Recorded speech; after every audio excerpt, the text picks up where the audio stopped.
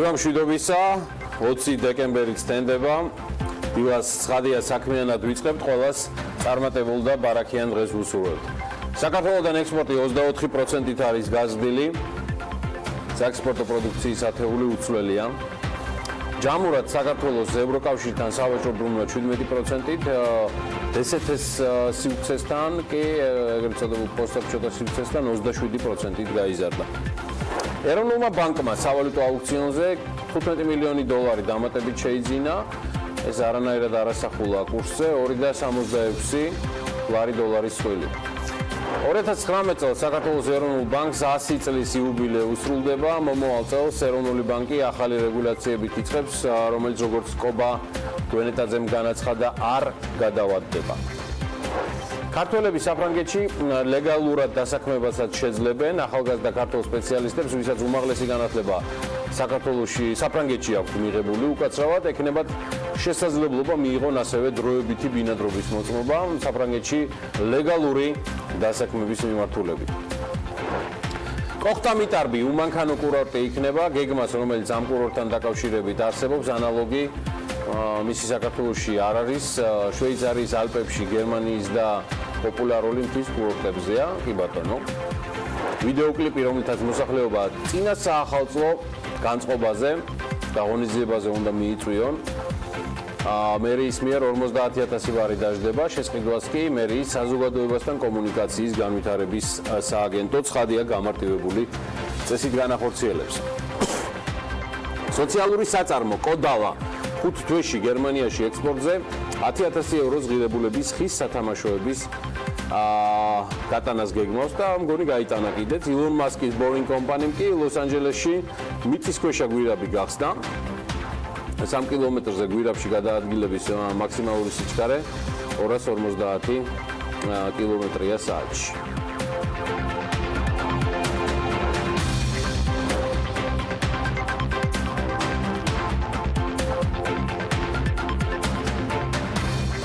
ეს ძირითადად საქართველოს ამბები. ეხლა უკვე უნდა გადავიდეთ საქართველოს ამბებზე. კიდევ ერთხელ მოგესალმებით, მე გიორგი ისაკაძე ვარ, წარმოგიდგენთ საქმიანი დილას. სტამბოლში საზოგადოების გარემოს მიმართ ლოიალური დამოკიდებულების გასაზრდელად შედარებით მარტივი გამოსავალი იპოვეს. სტამბოლის მეტროში გაჩნდა აპარატები, ესეთი, რომელიც საზოგადოებრივი ტრანსპორტის მგზავრობისთვის საჭირო ბილეთს პლასტიკატის ბოთლის და ქილის სანაცვლოდ იძლევა. ბიზნეს ინსაიდერის ინფორმაციით საპილოტო პროექტის ფარგლებში სპეციალური აპარატები, რომელიც პლასტიკატის ბოთლის საფასურად ბილეთს მოგცემთ, 3 მეტროს ადგილში დგას, თუმცა მომავალში ანალოგიური აპარატები კიდევ უფრო მეტ ადგილას გამოჩნდება. სხვადასხვა სააგენტოები ასევე წერენ, რომ საშუალო წარმოების შემთხვევაში 31 მილიონი ტონა ნაგვიდან მხოლოდ 11% გადამუშავდება. ხელისუფლება კი გეგმავს, რომ ეს მაჩვენებელი 35%-მდე გაზარდოს. მოკლედ, დღეისთვის ნარჩენების გადამუშავების მოცულობის მიხედვით, მიუხედავად ეს შედარებით ახალი ტექნოლოგიებისა, თურქეთი 180 ქვეყანას შორის 100-მერვე ადგილზეა, შედარებისთვის პოლონეთი ამავე რეიტინგში 50-ია და მთელი ნარჩენების თითქმის 65%-ს გადაამუშავებს. ასეთი ქვეყნები, რომლებიც 70%-ზე მეტი ნარჩენების გადამუშავებას ახერხებენ, ცხადია რეიტინგის 30 ათეულში ხვდებიან. ნარჩენების გადამუშავების საუკეთესო შედეგებით არიან ათეულში შეერთებული შტატები, პორტუგალია, კანადა, იაპონია, ავსტრალია, ტაივანი, იტალია, ნიდერლანდები, ახალი ზელანდია. პირველი ხუთეული საარაგო კი ასე გამოიყურება: შვეიცარია, საფრანგეთი, დანია, მალტა და შვედეთი.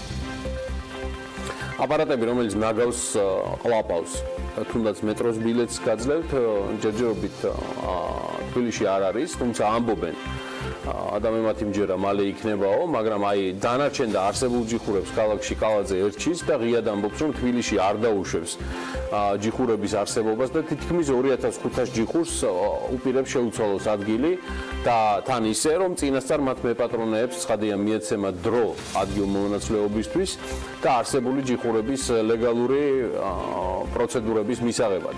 მისი თქმით, იმ ჯიხურებზე, რომლებიც პრობლემებს არ ქმნიან, მერეა ცხადია ხელახალ აუქციონს გამოაცხადებს, დანარჩენებისთვის კი მუშაობისთვის გარკვეული დრო მიეცემათ 3-დან 6 თვემდე. რამდენადაც BMG-ს აქვს ინფორმაცია ამ თემაზე.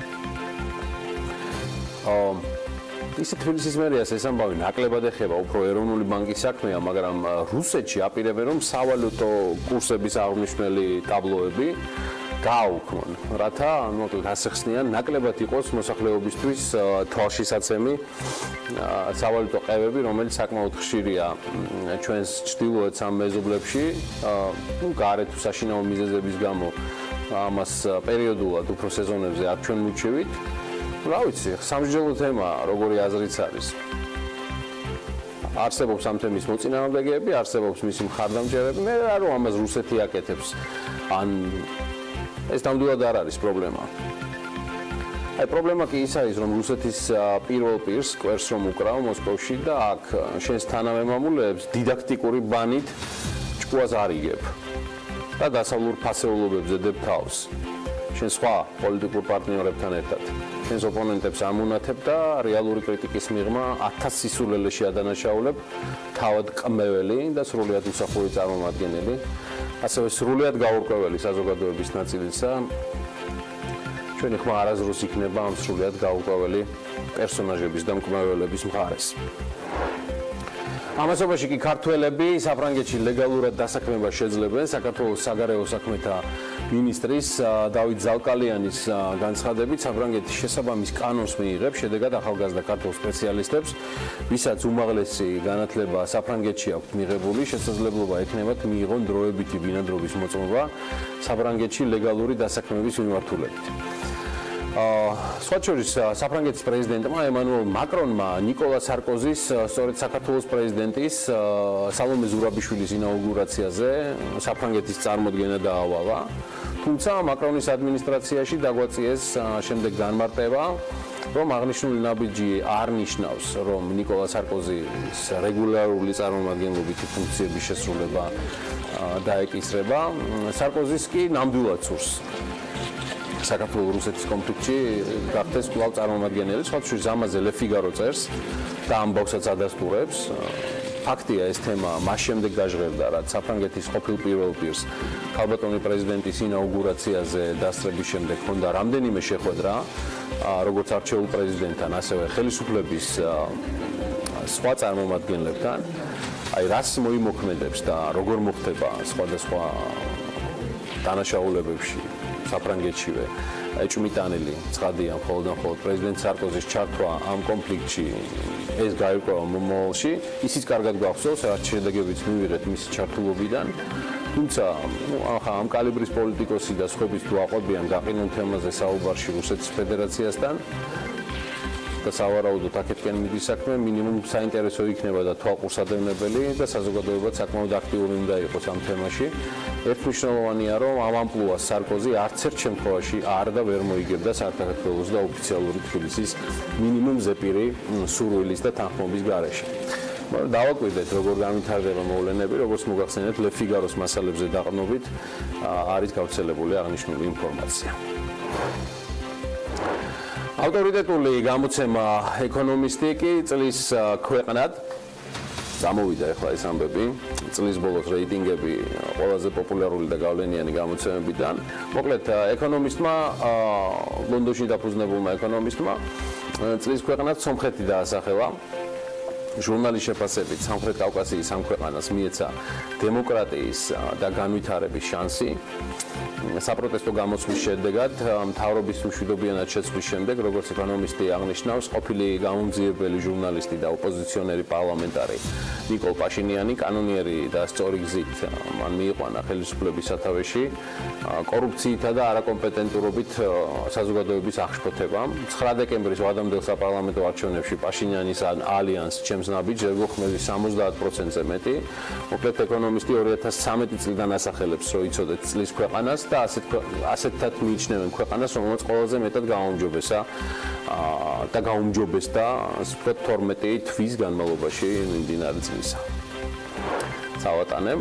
წლის ბოლო მოდის და როგორც გითხარით, The Economist, არც ბრიტანულმა გამოცემამ The Financial Times-მა დაუთმო ასპარეზი და წლის ადამიანად არც მეტი არც ნაკლები 88 წლის მილიარდერი და ფილანტროპი ჯორჯ სოროსი დაასახელა. გამოცემა განმარტავს, რომ სოროსმა ეს ჯილდო მხოლოდ საკუთარი მიღწევების გამო მიიღო მაგრამ არაო იმ ღირებულებების გამოც, რომელსაც ის იცავსო და ეს ჯილდო გადაეცა ლიბერალური დემოკრატიისა და ღია საზოგადოების დაცვისთვის. ჯორჯ სოროსის ფონდი ღია საზოგადოება მთელი მსოფლიოს მასშტაბით, მათ შორის საქართველოშიც არაერთ პროექტს აფინანსებს. მე ძალიან კარგად ვიცნობ აკაუროფის, ეს უნარიანი და ნიჭიერი ადამიანების საკრებულოა, რომლებიც მრავალ წელიწადია ფასდაუდებელ საქმეს აკეთებენ საქართველოში უკეთესი საზოგადოებისთვის და განვითარებისთვის.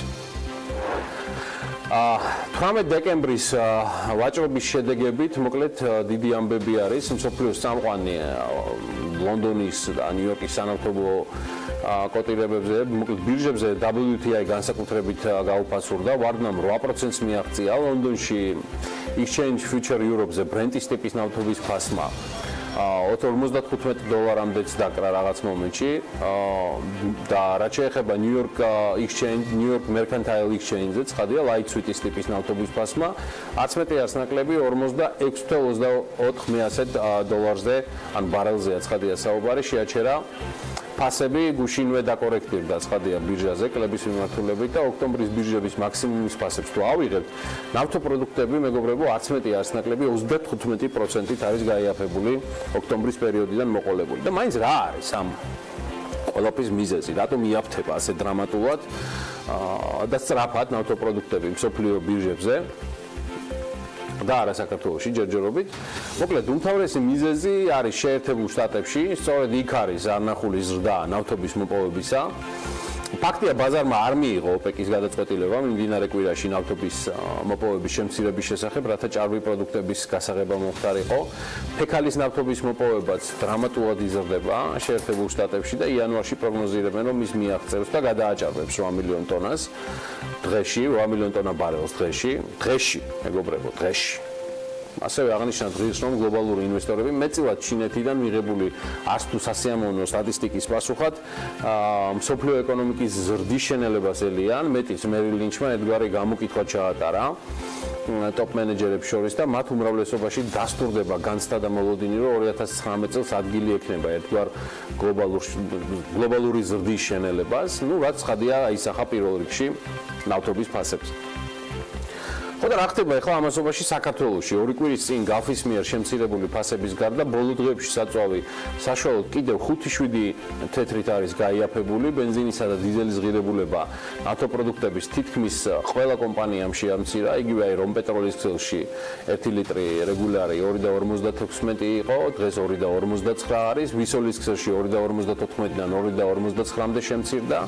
ლუკოილის ავტოგასამართ სადგურებში კი 2.36-დან 2.29 ლარამდე დაიკლო. საწვავის გაიაფება საერთაშორისო ბაზრებზე ნავთობისა და ნავთობპროდუქტების გაიაფებას უკავშირდება და მე შეგახსენებთ, რომ ნავთობის ფასი $50 ნიშნულსაც ჩამოწდა.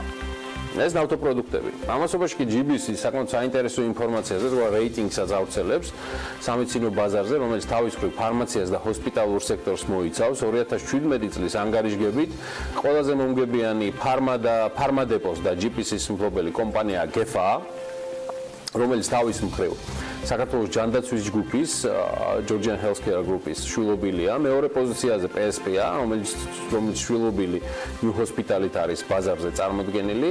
და შემდეგი ავერსი გამოდის, ავერსი ფარმა, რომელსაც 8 შვილობილი კომპანია ყავს და მათ შორის არის Medcapital, Medalfa კლინიკები რეგიონებსა და თბილისში. ასევე კორპორაცია EVEX-ი, რომელიც ასევე ლონდონის საფონდო ბირჟაზე დალისტული საქართველოს ჯანდაცვის ჯგუფის კოლგის ქვეშაა. ბევრჯერ დამწერია და აქ ხომ საერთოდ ამ თემაზე ქადაგად ვარ დავარდნილი, რომ სხვადასხვა კვლევების თუ შედეგის მოსალოდნელი ანალიტიკის გარეშე ბევრი გადაწყვეტილების მიღება სრულად უკვე შედეგს გვაძლევს. ქართული Forbes-ი დაინტერესდა ამბებით და აი აგერ ამივიღეთ, შედეგი სრულად გაგაოცებთ, შეიძლება გაგაოგნოთ კიდევაც. მოკლედ კვლევებისა და განვითარებაში, ანუ research and development-ში დახარჯულ თანხას ყოველთვის მყისიერი შედეგი არ მოაქვს, თუმცა აღიარებულია, რომ ქვეყანაში ინოვაციური ეკოსისტემის შექმნისთვის ეს ერთ-ერთი უმთავრესი წინაპირობათაგანია. მსოფლიოს სხვადასხვა ქვეყნებში კვლევებისა და განვითარებისთვის ინვესტირებულ თანხას UNESCO-ს სტატისტიკის ინსტიტუტი პირდაპირ, ესე UNESCO სტატისტიკის ინსტიტუტი აფასებს და კვლევაში მოცემულია თუ რა მოცულობის თანხას ხარჯავენ ამ მიზნისთვის მსოფლიოს სხვადასხვა ქვეყნების მთავრობები. უმაღლესი საგანმანათლებლო ინსტიტუტები და კერძო სექტორი ცხადია PPP-ის გათვალისწინებით, საუბარია მწყინდელობით უნარიანობის პარიტეტზე. მოკლედ, სოფლიოში კვლევებსა და განვითარებაზე დახარჯული თანხების თითქმის ნახევარი ორ ქვეყანაზე, ამერიკის შეერთებულ შტატებზე და ჩინეთზე მოდის. საქართველო კი იმ ქვეყნების სიაშია, რომლებიც კვლევებსა და განვითარებაზე ყველაზე ნაკლებ თანხას ხარჯავენ. კერძოდ, კვლევებზე და განვითარებაზე საქართველოში მთლიანი შიდა პროდუქტის მხოლოდ 0.2% იხარჯება. აი ხო ნახავთ. რაც თანხობრივად არის დაახლოებით $63 მილიონი. დანახარჯების უდიდესი წილი მოდის უნივერსიტეტებზე, აქედან არის 53.9 მილიონი, ხოლო მთავრობაზე კვლევები არასრული 10 მილიონია.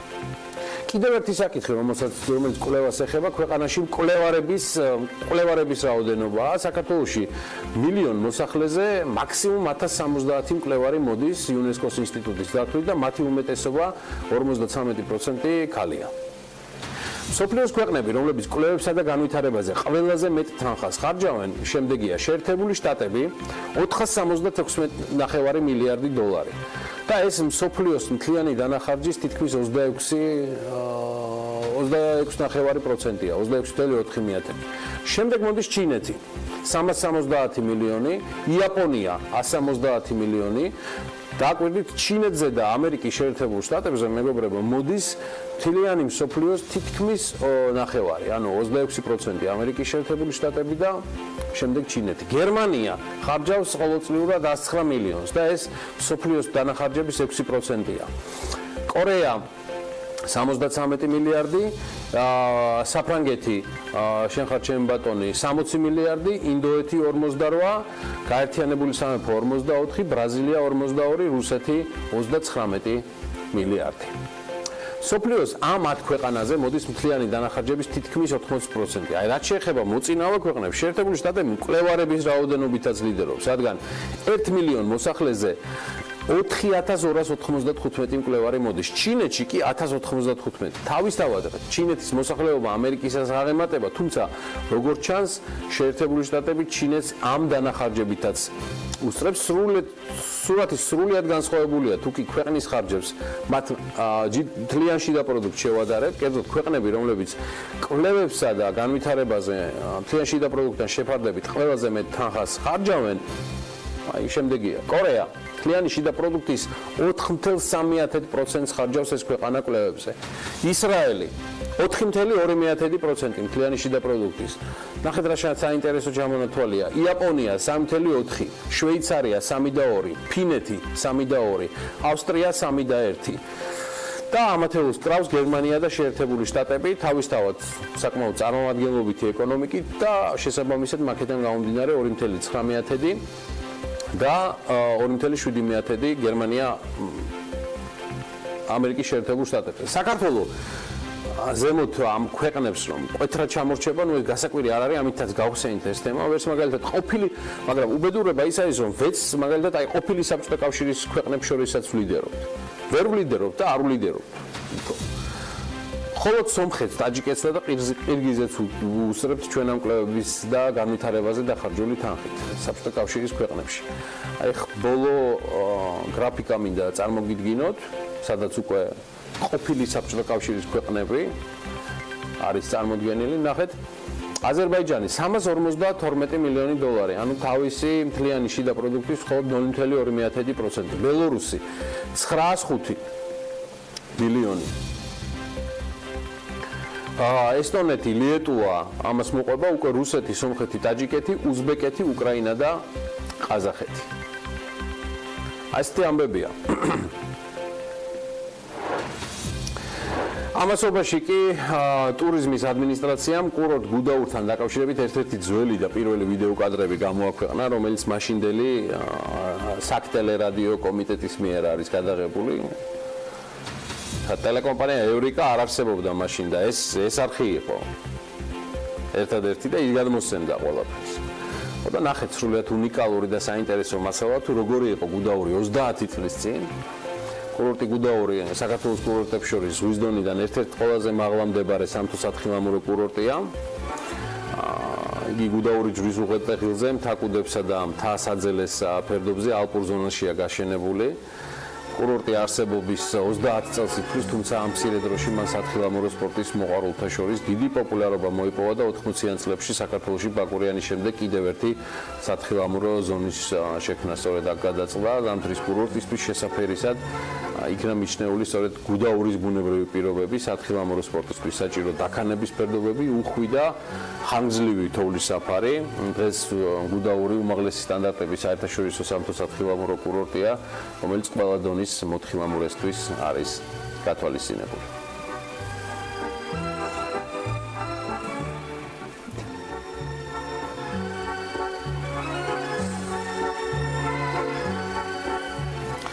თხილამურებზე დგომის და ზოგადად ზამთრის სპორტის მიმდევრებსა და მოყვარულებს სულ რამდენიმე დღეში საახალწლო უქმეებზე კარგი შესაძლებლობა გექნებათ გუდაურს მიაკითხოთ, ვიცი ვარც მანამდე აქლებთ ყურადღებას. იქამდე წინასა დღესასწაულო სამზადისში ხართ, დარწმუნებული ვარ და შუშხუნა ღვინოსაც არ დაივიწყებთ. ამბობენ ამერიკაში ახალ წელს დაახლოებით 360 მილიონი ჭიქა შამპანიური ისმევა. საქართველოში რამდენი ბოკალს მივირთმევთ, ეს ჯერ არ ვიცი, მაგრამ კარგი ცხრიალა ღვინო თუ გინდათ აგერ ბატონო, ბაგრატიონი 1882 არ დაგავიწყდეს, ის აქაურ სტუდიას უკვე ამშვენებს, სავარაუდოდ ახალი წლის ბოლომდე. მერე უკვე ვნახოთ, დილიდან ალკოჰოლს მაინდა-მაინც ნუ მიეძალებით, თორემ მერე უკვე ყველას გაგვახსენდება დილაობით ვინცვავს შამპანიურს. რა კატეგორიაში გავიყვანთ, ამაზე ბევრი მექნება, შემოინახეთ. თავი და აგერ დილიდან უშაქრო ბრაზილიურ ყავის გემოთი კოკა-კოლას მიაწეკით. თან აქ საქმიანი დილაში ისეთი გასავალი აქვს. არ ვიცი. სხვა შორის თუ იცოდით რომ თავიდან ბოლომდე სანტა-კლაუსი კოკა-კოლამ შექმნა. თემუჭყონიამ კი არა, კოკა-კოლამ შექმნა ანუ ბრენდმა.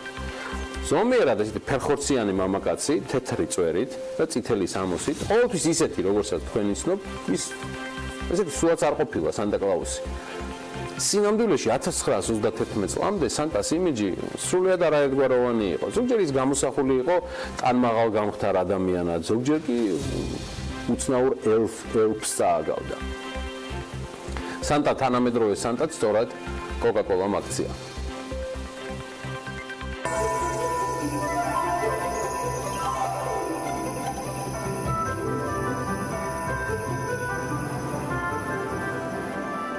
წლებია ახალი წლის დადგომას გვამცნობს და შესაბამის განწყობასაც უქმნის მთელ სამყაროს. ამიტომაც წარმოუდგენელიც კი არის ეს დღესასწაული კოკა-კოლის განათებული მანქანებისა და ცოტა პოტკუნა თეთრწვერებიანი წითლებში ჩაცმული სანტა-კლაუსის გარეშე, რომლის იმიჯზეც ამერიკელმა მხატვარმა ტომას ნასტმა იმუშავა და პირველად მაყურებელს 1920 წელს გააცნო. თუმცა თავიდან მკაცრი გამომეტყველებით ნაკლებად აღიქმებოდა საახალწლო პერსონაჟად. ამიტომაც კომპანიამ გადაწყვიტა სანტა-კლაუსისათვის იმიჯი შეეცვალა და ეჩვენებინა სანტა, რომელიც იქნებოდა რეალისტური და ამავდროულად სიმბოლური. სწორედ ეს იყო დავალება, რომელიც მისცეს მიჩიგანელ ილუსტრატორს ჰედონ სანდბლომს, რომელსაც უნდა დაეხადა თავად სანტა და არა ადამიანი. ინსპირაციისათვის კი სანდბლომმა ამერიკელი მწერლის კლემენტ კლარკ მურის პოემას წმინდა ნიკოლოზის ვიზიტს მიმართა. სწორედ მურის მიერ აღწერილი წმინდა ნიკოლოზი, თბილი, მეგობრული და ჰუმანური სანტა იქცა შთაგონების წყაროდ. ასე შეიქმნა სანტა-კლაუსის იმიჯი, რომელიც ათეული წლების მანძილზე უცვლელი და შეუცვლელი რჩება. 40-იან წლებში კი კოკა-კოლასა და მის სანტა-კლაუსს ელფით შეუერთდა, თუმცა კომპანიაში გარდამტეხი პერიოდი 2012 წელს დაიწყო, როდესაც ბრენდის სახით ქცეული სანტა თეთრმა დათვებმა შეცვალეს. 2013 წელს კი დათვებს ახალი პერსონაჟი, უფინი შეუერთდა. სიახლემ გაამართლა და მაყურებელმა ისევე შეიყვარა ახალი პერსონაჟები, როგორც ძველი სანტა. თუმცა პუტკუნა წვერებიანი კაცის გარეშე ახალი წლის დადგომა წარმოუდგენელი იყო, ამიტომაც კოკა-კოლამ ეს ორი პერსონაჟი გააერთიანა და სანტასთან ერთად თეთრი დათვები ბრენდის საახალწლო განწყობის შეუცვლელი შემადგენელი ნაწილი გახადა. ასე შეიქმნა ბრენდის ორი უმნიშვნელოვანესი სიმბოლო, რომლებსაც მთელი სამყარო იცნობს და ახალი წლის დადგომა სწორედ მათ გამოჩენას უკავშირდება.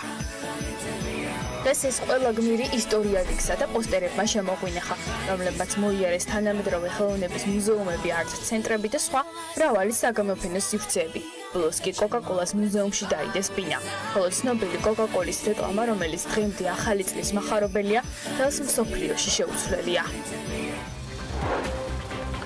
ბრუნო ბალვანერა კი ეროვნული ბანკის რეგულაციების შედეგებს საფინანსო სექტორში ცვლილებების პროგნოზირებს, თუმცა დეტალური ცვლილებების განჭრება მას უჭირს. მერია დედაქალაქში მათი შეფასებით არასწორ ადგილებზე განთავსებულ ჯიხურებს ადგილ შეუცვლის.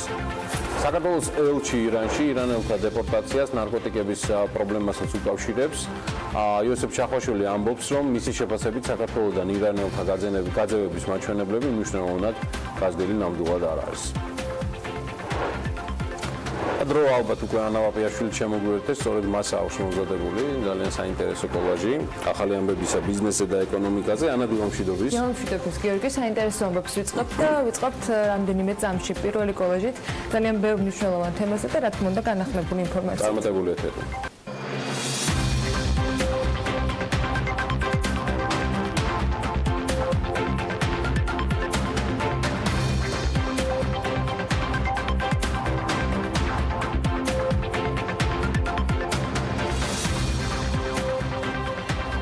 საქართველოს ევროკავშირთან სავაჭრო ბრუნვა 17%-ით, დსთ სივრცესთან კი 27%-ით გაიზარდა. საქსტატის ინფორმაციით იანვარ-ნოემბერში სავაჭრო ბრუნვამ ევროკავშირის ქვეყნებთან $3 მილიარდ გადააჭერბა და ეს თითქმის 17%-ით მეტია, ვიდრე გასული წლის მონაცემი. მათ შორის $2 მილიარდ 300 მილიონი იმპორტზე მოდის, ანუ 18.5%, ხოლო 658 მილიონი 900 კი ექსპორტზე ზრდა აქვს 12%-იანია. ქვეყნის მთლიანი ექსპორტის თითქმის 22% უკავია ამას. რაც შეეხება დსთ-ის ბაზარს, ვაჭრობა 27%-ით გაიზარდა. მკვეთრი 44%-იანი ზრდა ექსპორტში, რამაც $1 მილიარდ 490 მილიონი შეადგინა. ეს ქვეყნის მთლიანი ექსპორტის 49%-ს უტოლდება. იმპორტი კი $2 მილიარდ 453 მილიონი, თითქმის 19%, რაც მთლიანი იმპორტის 29.6%-ს შეადგენს. ბრუნო ბალვანერა ეროვნული ბანკის რეგულაციების შედეგად საფინანსო სექტორში ცვლილებებს პროგნოზირებს, თუმცა ეკონომიკას რამდენი საპროცენტო განაკვეთით შეამცირებს ეს სიახლეები, რამდენ სესხებელს გახდის სესხლზე ხელმიუწვდომელს და როგორ დააპატარავებს კრედიტორების პორტფელს, ამის შესახებ მას ზუსტი კომენტარის გაკეთება უჭირს. EBRD-ის რეგიონულმა დირექტორმა თქვა, რომ საცალო პირებზე რეგულაციებით ცხადი აისახება იმ კატეგორიაზე, რომელსაც კრედიტის აღება არ შეუძლია. რამდენადაც ჩემთვის ცნობილია ამ ეტაპზე მიმდინარეობს დეტალებში გარკვევა, თუმცა ეროვნული ბანკი გახლავთ ავტონომიური ორგანო, რომელიც უზრუნველყოფს ჯანსაღ გარემოს საბანკო სექტორში და თვალს ადევნებს ეკონომიკაში მიმდინარე პროცესებს. საქართველოს ეროვნული ბანკი დგამს ისეთივე ნაბიჯებს, როგორცაც ცენტრალური ბანკების სხვა ქვეყნების ეკონომიკებში ისეთი მიმართულებით, როგორიცაა მაგალითად ფიზიკური პირებისთვის სესხების შეზღუდვა. რეგულაციებმა შეიძლება გავლენა მოახდინოს იმ მოსახლეობაზე, რომელთაც არ შეუძლიათ დიდი მოცულობის სესხების მომსახურება. დავაკვირდებით მოვლენებს და მოგვიანებით შეგვიძლია გავაკეთოთ შეფასება როგორც საბანკო სექტორში, ისე ეკონომიკაზე, რაზე გავლენას მოახდენს სების რეგულაციები. საფინანსო ბაზარზე ახალი რეგულაციების ამოქმედების ვადა აღარ გადაიხედება. პირველი იანვრიდან სხსის ყველა გამცემს ახალ რეალობასთან მორგება მოუხდება. რეგულაციების პირველი ვარიანტი არაერთ ცვლილებას ეროვნული ბანკის პრეზიდენტი ადასტურებს და აღნიშნავს, რომ დეტალები იმ დოკუმენტში იქნება ასახული, რომელიც მალე გამოქვეყნდება. ამავე დოკუმენტში იქნება დეტალურად გაწერილი ის მექანიზმები, რომელიც უნდა ამუშავებდეს. ბანკების ინფორმაციით სების რეგულაციების სისტემაში დასანერგად მათ ერთთვიანი პერიოდი მიეცემათ. ბიზნეს, რომელთა სავაჭრო ჯიხურები პრობლემურ ადგილას არის განთავსებული, მერია დამატებით დროს აძლევს და ბიზნესის გასაგრძელებლად ადგილ-მონაცვლეობას თავაზობს. თბილისის მერის თქმით, 6 წლის წინ თბილისის მაშინდელმა მთავრობამ 2500 ჯიხურის განთავსების არასწორი გადაწყვეტილება მიიღო, რადგან მათი ნაწილი კანონმდებლობით დაუშვებელ ადგილებში დაიდგა. ზოგჯერ პირდაპირ ტროტუარებზე, რითაც ფერხდება ფეხით თუ ტრანსპორტით გადაადგილება. კალაძე აღნიშნავს, რომ მერიას რთული გადაწყვეტილების მიღება უწევს, რადგან ამ ჯიხურებში ხალხია დასაქმებული და მათი ინტერესების გათვალისწინება უნდა მოხდეს, თუმცა აღნიშნავს, რომ არასწორ ადგილას განთავსებული ჯიხურები იქ ვერ დარჩება. დაახლოებით 6 წლის წინ თბილისის მაშინდელმა მთავრობამ კიდევ ერთი არასწორი გადაწყვეტილება მიიღო. ქალაქში დაახლოებით 2500 ჯიხური განათავსა. ყველაზე ცუდი ამ გადაწყვეტილებაში იყო ის, რომ მათი დიდი ნაწილი ქალაქ გეგმარებითი თვალსაზრისით არასწორ და ზოგ შემთხვევაში კანონმდებლობით დაუშვებელ ადგილებშია განთავსებული, რაც გარკვეული პრობლემების მიზეზი ხდება, როგორც ქვეითად მოსიარულეთათვის, არის ძალიან ბევრი შემთხვევა პირდაპირ ტროტუარებზე არის განთავსებული და ფეხით გავლა შეუძლებელი ხდება და არის შემთხვევები, როდესაც ფერხდება სატრანსპორტო მოძრაობა. ძალიან სულ ადგილებზე არის განთავსებული ეს კონკრეტული ჯიხურები. ხსენებული ჯიხურების უმრავლესობას სულ ახლახანს გაუვიდა ხელშეკრულების იჯარის ვადა და შესაბამისად დღეს იმ გარემოებაში გვიწევს გადაწყვეტილების მიღება, როდესაც ეს 2500 ჯიხური დაახლოებით ამდენივე და შეიძლება ითქვას უფრო მეტ ადამიანს ინახავს და შეიძლება მათთვის ერთადერთი საარსებო წყარო იყოს ადამიანები, რომლებიც აქედან იღებენ შემოსავალს და არჩენენ ოჯახებს. რა თქმა უნდა, ძალიან რთულია ამ არსებულ შემთხვევაში მიიღო გადაწყვეტილება. თუმცა მნიშვნელოვანი არის და მე კარგად მესმის ამ ადამიანების, რომ ასე მარტივად ვერ მოხდება ამ ჯიხურების აღება, მაგრამ გარკვეულ პრინციპებზე, მიდგომებზე აუცილებლად უნდა შევთანხმდეთ. ივლისიდან დღემდე გერმანიაში სოციალურმა საწარმომ კოდალა 10,000 ევროს ღირებულების დაახლოებით 3,000 ეკოლოგიურად სუფთა ხის სათამაშო გააგზავნა. ამ თვეების განმავლობაში გერმანიაში ჩვენს საწარმოში დამზადებულ სათამაშოებზე მოთხოვნა მზარდი ტენდენციით ხასიათდება. თვეში ხან ერთხელ, ხან კი ორჯერ ვაგზავნით სათამაშოებს. პირველი გაგზავნიდან საექსპორტო პროდუქციის მოცულობა დაახლოებით 21%-ით არის გაზრდილი, აღნიშნავს კომპანიის დამფუძნებელი. და როგორც ის ამბობს, კომპანიის მიერ წარმოებული პროდუქცია აკმაყოფილებს იმ მოთხოვნებს, რომელიც ევროპაში არსებობს. სათამაშოების ევროპაში გატანის შესახებ მოლაპარაკებები მაისში დაიწყო და DCFTA შეთანხმების საფუძველზე პროცესი საკმაოდ სწრაფად წარიმართა. საწარმოში ხის სათამაშოების წარმოებისას ყველანაირი უსაფრთხოების ზომაა დაცული, რაც ლაბორატორიულადაც დამტკიცებულია. ერთადერთ პრობლემად კი ის რჩება, რომ საქართველოში საღებავებზე უსაფრთხოების შემოწმება ამ დრომდე არ ხდება. სათამაშოების გადაგზავნა ამიტომ ბულგარეთის ერთ-ერთ ლაბორატორიაში ხდება, სადაც საღებავების უსაფრთხოების სერტიფიკატი კომპანიას უკვე მინიჭებული აქვს. ამ მიმართულებით მოლაპარაკებები თურქეთთანაც მიმდინარეობს. რუმს კოხტა, რომელიც 4 ხელშეკრულების ფარგლებში აშენდება, რუმს ჰოტელის გაგრძელებაა და ის მომდევნო ფაზა იქნება სასტუმრო კომპლექსის და აპარტამენტების მშენებლობისა. დაგეგმილია უმანქანო კურორტის მოწყობა, რომელსაც ანალოგი საქართველოში არ აქვს. შვეიცარიის ალპებში, გერმანიასა და პოპულარულ მთის კურორტებზეა მხოლოდ მსგავსი პროექტები განხორციელებული. 2023 წელს კი სასტუმრო ზამთრის ექსტრემალური სპორტის ოლიმპიურ თამაშებს უმასპინძლებს. პროექტის ბიუჯეტი 10 მილიონი დოლარი იქნება.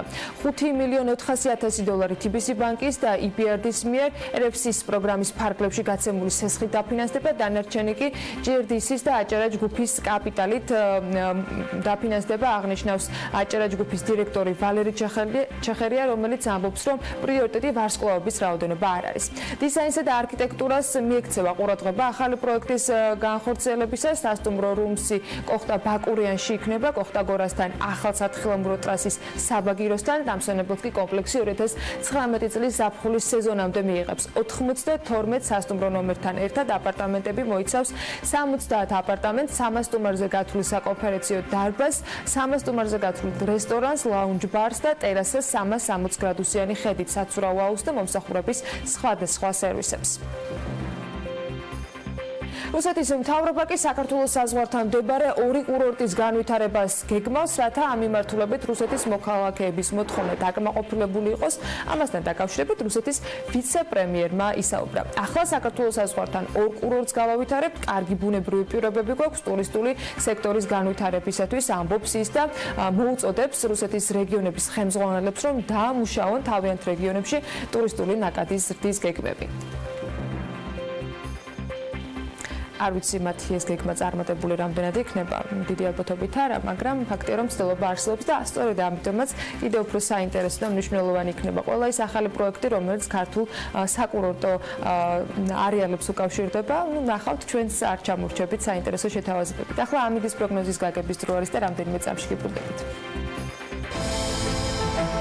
ამინდის პროგნოზის სპონსორია SEU Development-ი.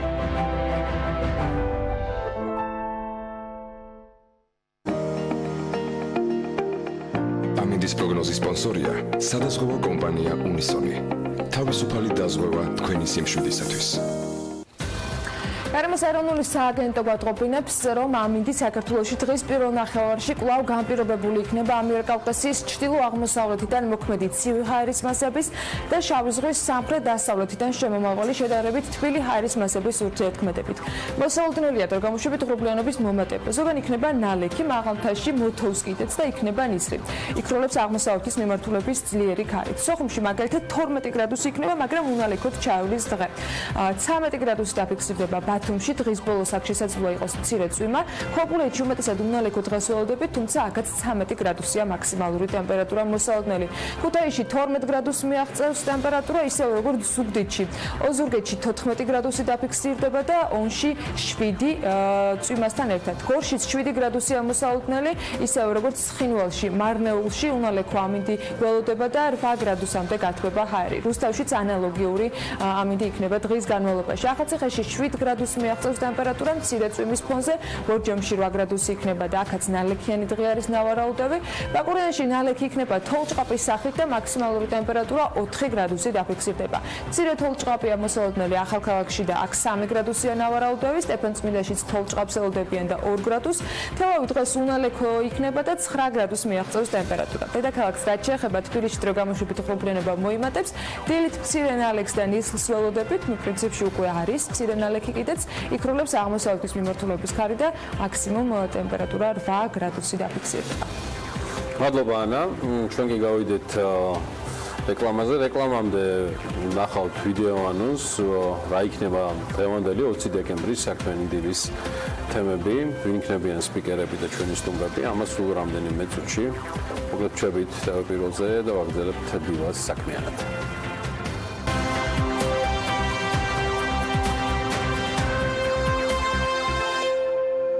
20 დეკემბერს დილას საქმიანად იწყებენ არჩილ იმნაიშვილი, გოგიტა თოდრაძე, ზვიად ჭუმბურიძე, თორნიკე გოგიჩაიშვილი, ლიკა ქარდავა და მისი სტუმარი თეა ლომინაძე. მანენა მანჯგალაძე საქმიანების მორი გმირს გვაცნობს. დილა საქმიანია ტელეპირონზე.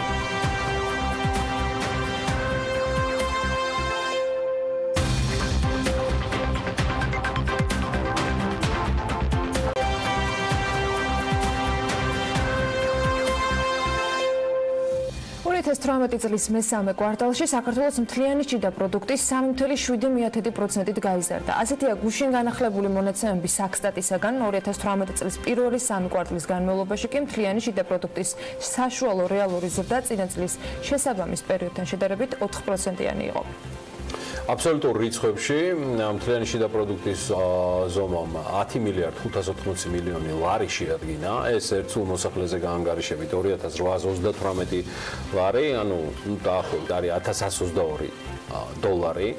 გოგიტა თოდრაძე, საქსტატის აღმასრულებელი დირექტორი შემოგვიერთდა სტუდიაში და მადლობა მას მოგზაურობისთვის. მოგესალმებით. დავით სტუმართან გავშლით სექტორების მიხედვით ზრდის ნაწილს. მთლიანი შიდა პროდუქტის დარგობრივ სტრუქტურებში ყველაზე დიდი წვლილი მოკლედ ეკონომიკის ცალკეულ სექტორების მიხედვით უნდა გაგაცნოთ სტატისტიკა. სოფლის მეურნეობის წილი იყო 3.8%, სამთო-მომპოვებელი მრეწველობის შემთხვევაში 6.2%, ენერგეტიკის შემთხვევაში 0.9%, მშენებლობა კლებით არის გამოხატული 9.2%, ოღონდ მინუსით, ვაჭრობა 2.4%, სასტუმროები და რესტორნები 7.4%, ტრანსპორტი საკმაოდ დიდი წილია 16%-იანი, კავშირგაბმულობა თითქმის 9%-ია, უფრო ზუსტად 8.9%, საფინანსო სექტორის შემთხვევაში 15%-იანი ზრდაა და ჯანდაცვის სექტორში 8.6% ზრდა დაფიქსირდა. მოგესალმებით კიდევ ერთხელ ბატონო გოგიტა. კლება მხოლოდ სამშენებლო სექტორია და გუშინ თქვენ ბრიფინგზეც აღნიშნეთ. რას უკავშირდება უფრო კონკრეტულად კერძო სექტორის წილი და სახელმწიფოს მიერ ინფრასტრუქტურული პროექტების წილი, აი ეს ნაწილი მინდა რომ პირველ რიგში მაყურებელს გავაცნოთ. მოგესალმებით, მიესალმები მაყურებელს. როგორც მოგეხსენებათ, აქ აღსანიშნავია რამდენიმე დარგი, რომელიც კლების მიმართულებით იყო ეს გავხდათ შენებლობა, სადაც -9%-ით იყო კლების ტენდენცია, ასევე დამამუშავებელი მრეწველობა და სახელმწიფო მმართველობის სექტორი. მშენებლობის დარგში ეს უკავშირდება იმას, რომ შედარებით ნაკლები ინფრასტრუქტურული პროექტები განხორციელდა მესამე კვარტალში, თუმცა აღსანიშნავია ისიც, რომ ჩვენ უკვე გამოვაქვეყნეთ ოქტომბრის ეკონომიკური ზრდა, სადაც პირიქით მშენებლობის დარგი ზრდის ტენდენციით იყო წარმოდგენილი, რაც უკავშირდებოდა ამ თვეში ახალი გზების, ესტაკადების და ხიდების მშენებლობას და დასრულებას.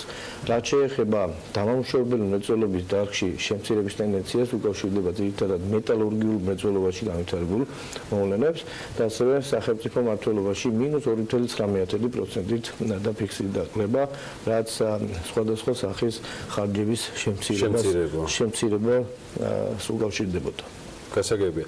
მშენებლობასთან დაკავშირებით ჯამში მიუხედავად შედარებით გაზრდილი ტემპისა ოქტომბერში. შეგვიძლია თუ არა თქვათ ბატონო გოგიტა, რომ რეალურად ტენდენცია შედარებით მოჭერილი, შემჭიდროებული ნებართვიანობისა ამ სექტორში კვლავ დაღადმიყვება თემას და ეს შეიძლება იყოს ერთ-ერთი განსაზღვრელი პირობა მისი არც თუ მასშტაბური ზღვისა, ან მოდი ესე პირდაპირ ვთქვი, ტრადიციული დომინაციისა მთლიანი შიდა პროდუქტის ზრდაში. დაგეთანხმებით სრულიად ეს განაპირობა თავიდანვე გასული თვეების, გასული კვარტლების განმავლობაში მშენებლობაზე გაცემული ნებართვების რაოდენობის შემცირება, რაც განაპირობებს დასრულებული სამშენებლო ობიექტების რაოდენობის შემცირებასაც. თუმცა ტენდენცია აღდგა და ზრდის ტენდენცია შეინიშნება ოქტომბრიდან. ნახოთ რა იქნება შემდეგ თვეებში. ჩვენ დღეს გქონდა ასევე ექსპორტ-იმპორტთან დაკავშირებული მონაცემები, გუშინ განახლებული ინფორმაცია, სადაც რეალურად ზრდა ფიქსირდება იმპორტის ნაწილში, თუმცა ექსპორტის ნაწილში, თუმცა იმპორტის ისეთი მასშტაბით არის გაზრდილი, რომ ბალანსი ამ მიმართულებით მაინც დიდი არის. მეორეს მხრივ უნდა აღვნიშნოთ ისიც, რომ ამ ნაწილში წინა წლის ბაზასთან შედარებით გვაქვს გარკვეული პროცენტული მაჩვენებელი, რომელიც ასევე ისეთი არ არის, როგორც გვინდა რომ იყოს. არ იცვლება ის საექსპორტო პროდუქციის ათეული, რომელიც დღეს გვაქვს და იყო წინა თვეების განმავლობაში. რაიმე ტენდენცია დამატებითი თუ შეგიძლიათ თქვენ იმ გარდა ათეულის მიღმა დღეს გითხრათ, ან თუ გაქვთ რაიმე დაკვირვება ამ მიმართულებით, რომ შესაძლოა უახლოეს პერიოდში რაიმე მხრივ ცვლილება იყოს.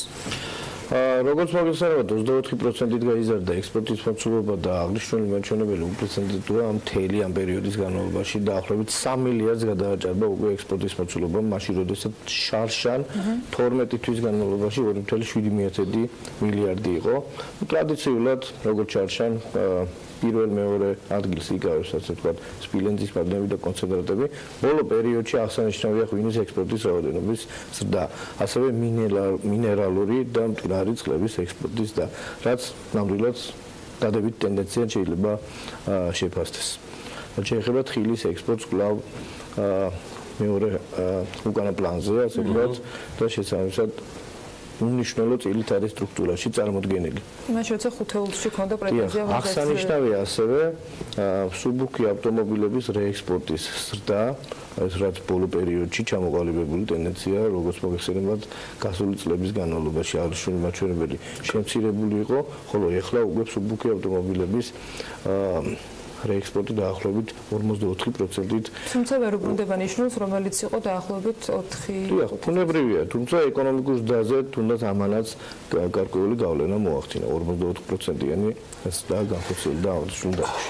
არაჯეროვანი ეკონომიკური ზრდა ცოტა უკანა ხარეს გადმოახვევ, ანუ შენიშნებათ პირველ რიგში, იმიტომ რომ მინდა ვისარგებლო ბატონი გოგიტას ჩვენთან ყოფნით. პრემიერ-მინისტრის ერთ-ერთი პასუხი მინდა ბატონ გოგიტა გაგახსენოთ, როცა იყო საუბარი არარეზიდენტის იურიდიული ფორმის ცვლილებაზე, პრემიერ-მინისტრმა ბახტაძემ შედარებით ნაკლები ზრდა ეკონომიკისა ახსნა ამითი.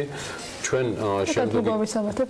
შემდეგი კვირანახევრის განმავლობაში სხვადასხვა ანალიტიკოსებთან ერთად გარკვეულწილად ამასთან დაკავშირებით ვერ ვიტყოდი, რომ სწორუპოვარი კვლევა ჩავატარეთ, მაგრამ ნახეთ, რომ ერთის მხრივ სრულიად დასასრულის ფაზაში შესული პიპის კონტრაქტი, ეს რაც აღმოვაჩინეთ და შემისწორეთ თუ რაიმე არასწორი მეთოდებით მივდივარ.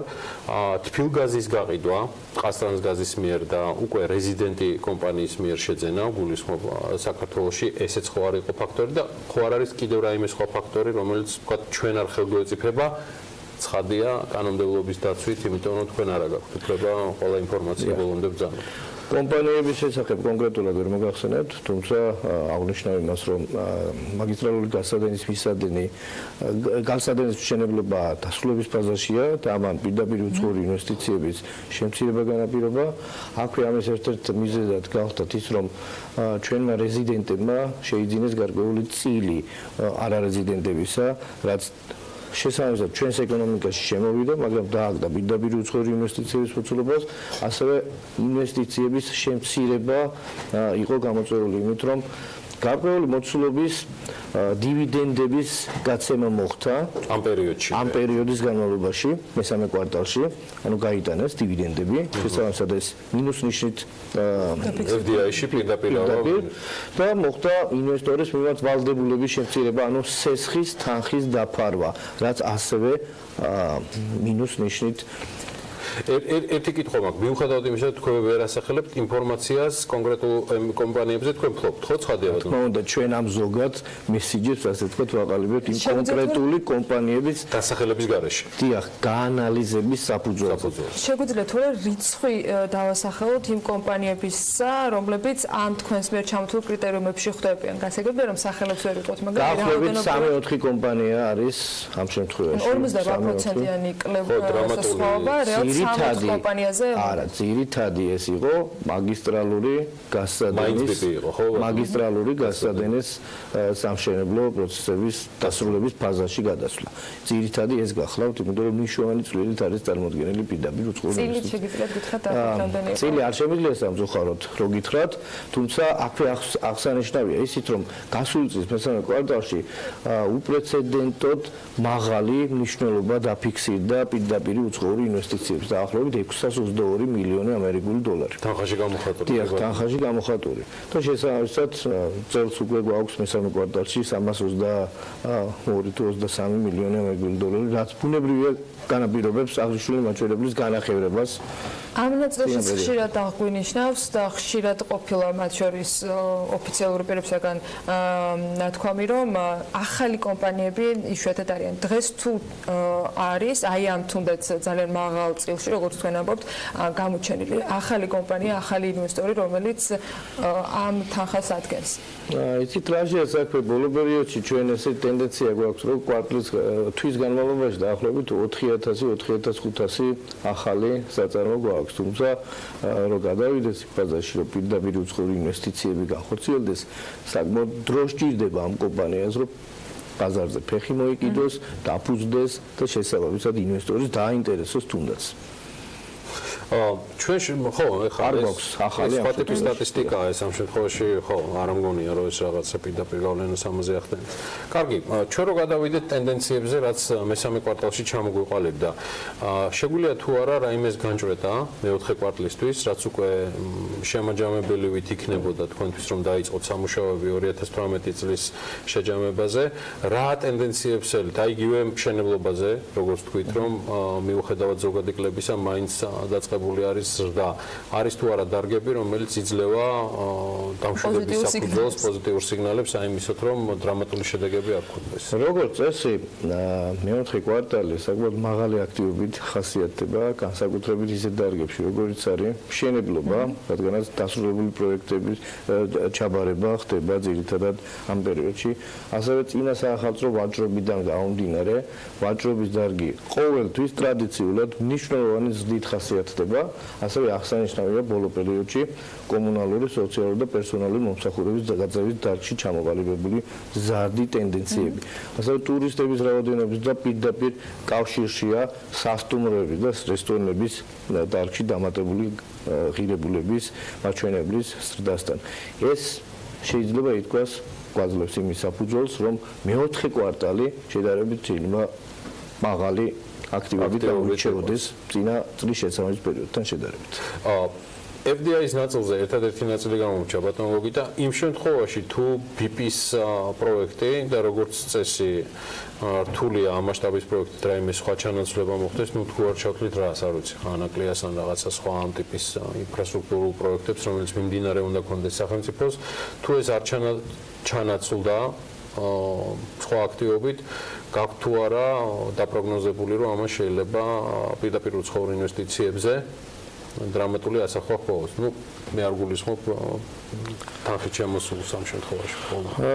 რა თქმა უნდა, ეს პროცესი, ამ სამშენებლო პროცესის დასრულება გარკვეულწილად შეამცირებს პირდაპირ უცხოურ ინვესტიციებს და ამ ზრდის ტემპსაც შეანელებს, თუმცა ეს როცა ჩაივლის, ეს რაღაც ერთწლიანი ციკლი, თუნდაც ინფლაციის მაჩვენებლის შემთხვევაში, როდესაც ჰქონდა წინა წლის შესაბამის პერიოდთან შედარებით აქციის ფასების და ამათ ინფლაციის მაღალი მაჩვენებელი განაპირობა, ამ შემთხვევაში, როცა ჩაივლის ეს ერთწლიანი ციფრი ტრენდი კვლავ გამოჩნდება დადებითი. თუმცა პირდაპირ უცხოური ინვესტიციების საერთო მოცულობა შედარებით დაბალი იქნება ამ პროექტის ხარჯზე.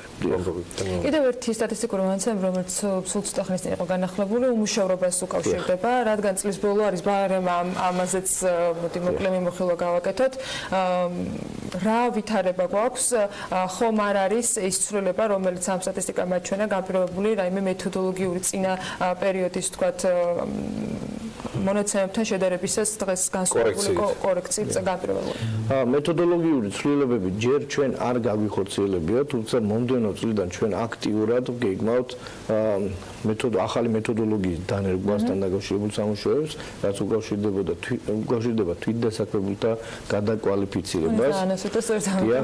ამასთან დაკავშირებით ჩვენ უკვე აქტიური თანამშრომლობა გვაქვს შრომის საერთაშორისო ორგანიზაციასთან, ასევე მომდევნო წლიდან ვიწყებთ აქტიურ თანამშრომლობას დანიის სტატისტიკასთან და ერთ-ერთი კომპონენტი გახლავთ ეს. რაც შეეხება უმუშევრობის დონეს, როგორც მოგეხსენებათ, მესამე კვარტალში 12.2% იყო. წინა კვარტალთან შედარებით გაზრდილია ეს 0.1% პუნქტით. სამწუხაროდ ჩვენ არ გვაქვს წინა წლის შესაბამის პერიოდის მონაცემები, რომ სეზონურობის ფაქტორი გამორიცხოთ. ამ შემთხვევაში ძირითადად დაუკავშირდება სეზონურობას, რაც განათლების დარგზე მოდის, ძირითადად შტატგარაში თანამშრომლებს განათლების დარგში, ეს არის პროფესორი მასწავლებლები, ზაფხულის პერიოდში უწყდებათ კონტრაქტი და ისინი უმუშევრები რჩებიან ამ პერიოდში, ასევე ძიძების გარკვეული რაოდენობის გამოთავისუფლება ხორციელდება ზაფხულის პერიოდში, ანუ მესამე კვარტალში და შესაბამისად ეს უმუშევრობის დონის მაჩვენებლის ზრდას განაპირობებს. რა განსხვავება შეიტანს, აი დანიის მაგალითი ახსენეთ თქვენ, დანიასთან თანამშრომლობა ვახსენე, დანიის მაგალითი არა. კონკრეტულად 2019-ში ეს უკვე დანერგილი იქნება, აისახება უკვე საბოლოო. ვერ აისახება, იმიტომ რომ ამას კვლევები სჭირდება. ანუ აქ თავარი გახლავთ ის, რომ ჩვენ დღეს არსებული მეთოდოლოგიით დასაქმებულად თვლით იმ პიროვნებას, რომელიც მუშაობს საკუთარ მამულში, მოჰყავს გარკვეული პროდუქცია და ის არ ყიდის ამას თუნდაც და იყენებს საკუთარი მოხმარებისთვის. ახალი მეთოდოლოგიის მიხედვით დასაქმებულთა კატეგორიიდან გამოირიცხებიან, შესაბამისად თვითდასაქმებულთა კატეგორიიდან გამოირიცხებიან ის პირები, რომლებიც ბაზარზე არ არიან ორიენტირებული. ანუ თუ არ ყიდის თლიანად, ანუ უმთავრესად თავის მიერ წარმოებულ პროდუქციას, მაშინ ეს პირები აღარ ჩაითვლებიან თვითდასაქმებულად და შესაძლებლობებად დასაქმებულად.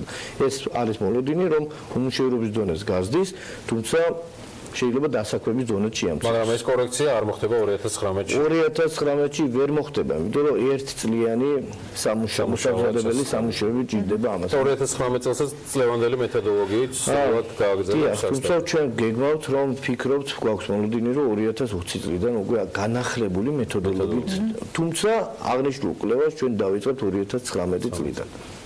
დიდი მადლობა გოგიტა თოდარაძე, საქსტატის აღმასრულებელი დირექტორის სტუმრობდა საქმიანი დილას, გავაცილებთ მას და რეკლამის შემდეგ დაგიბრუნდებით.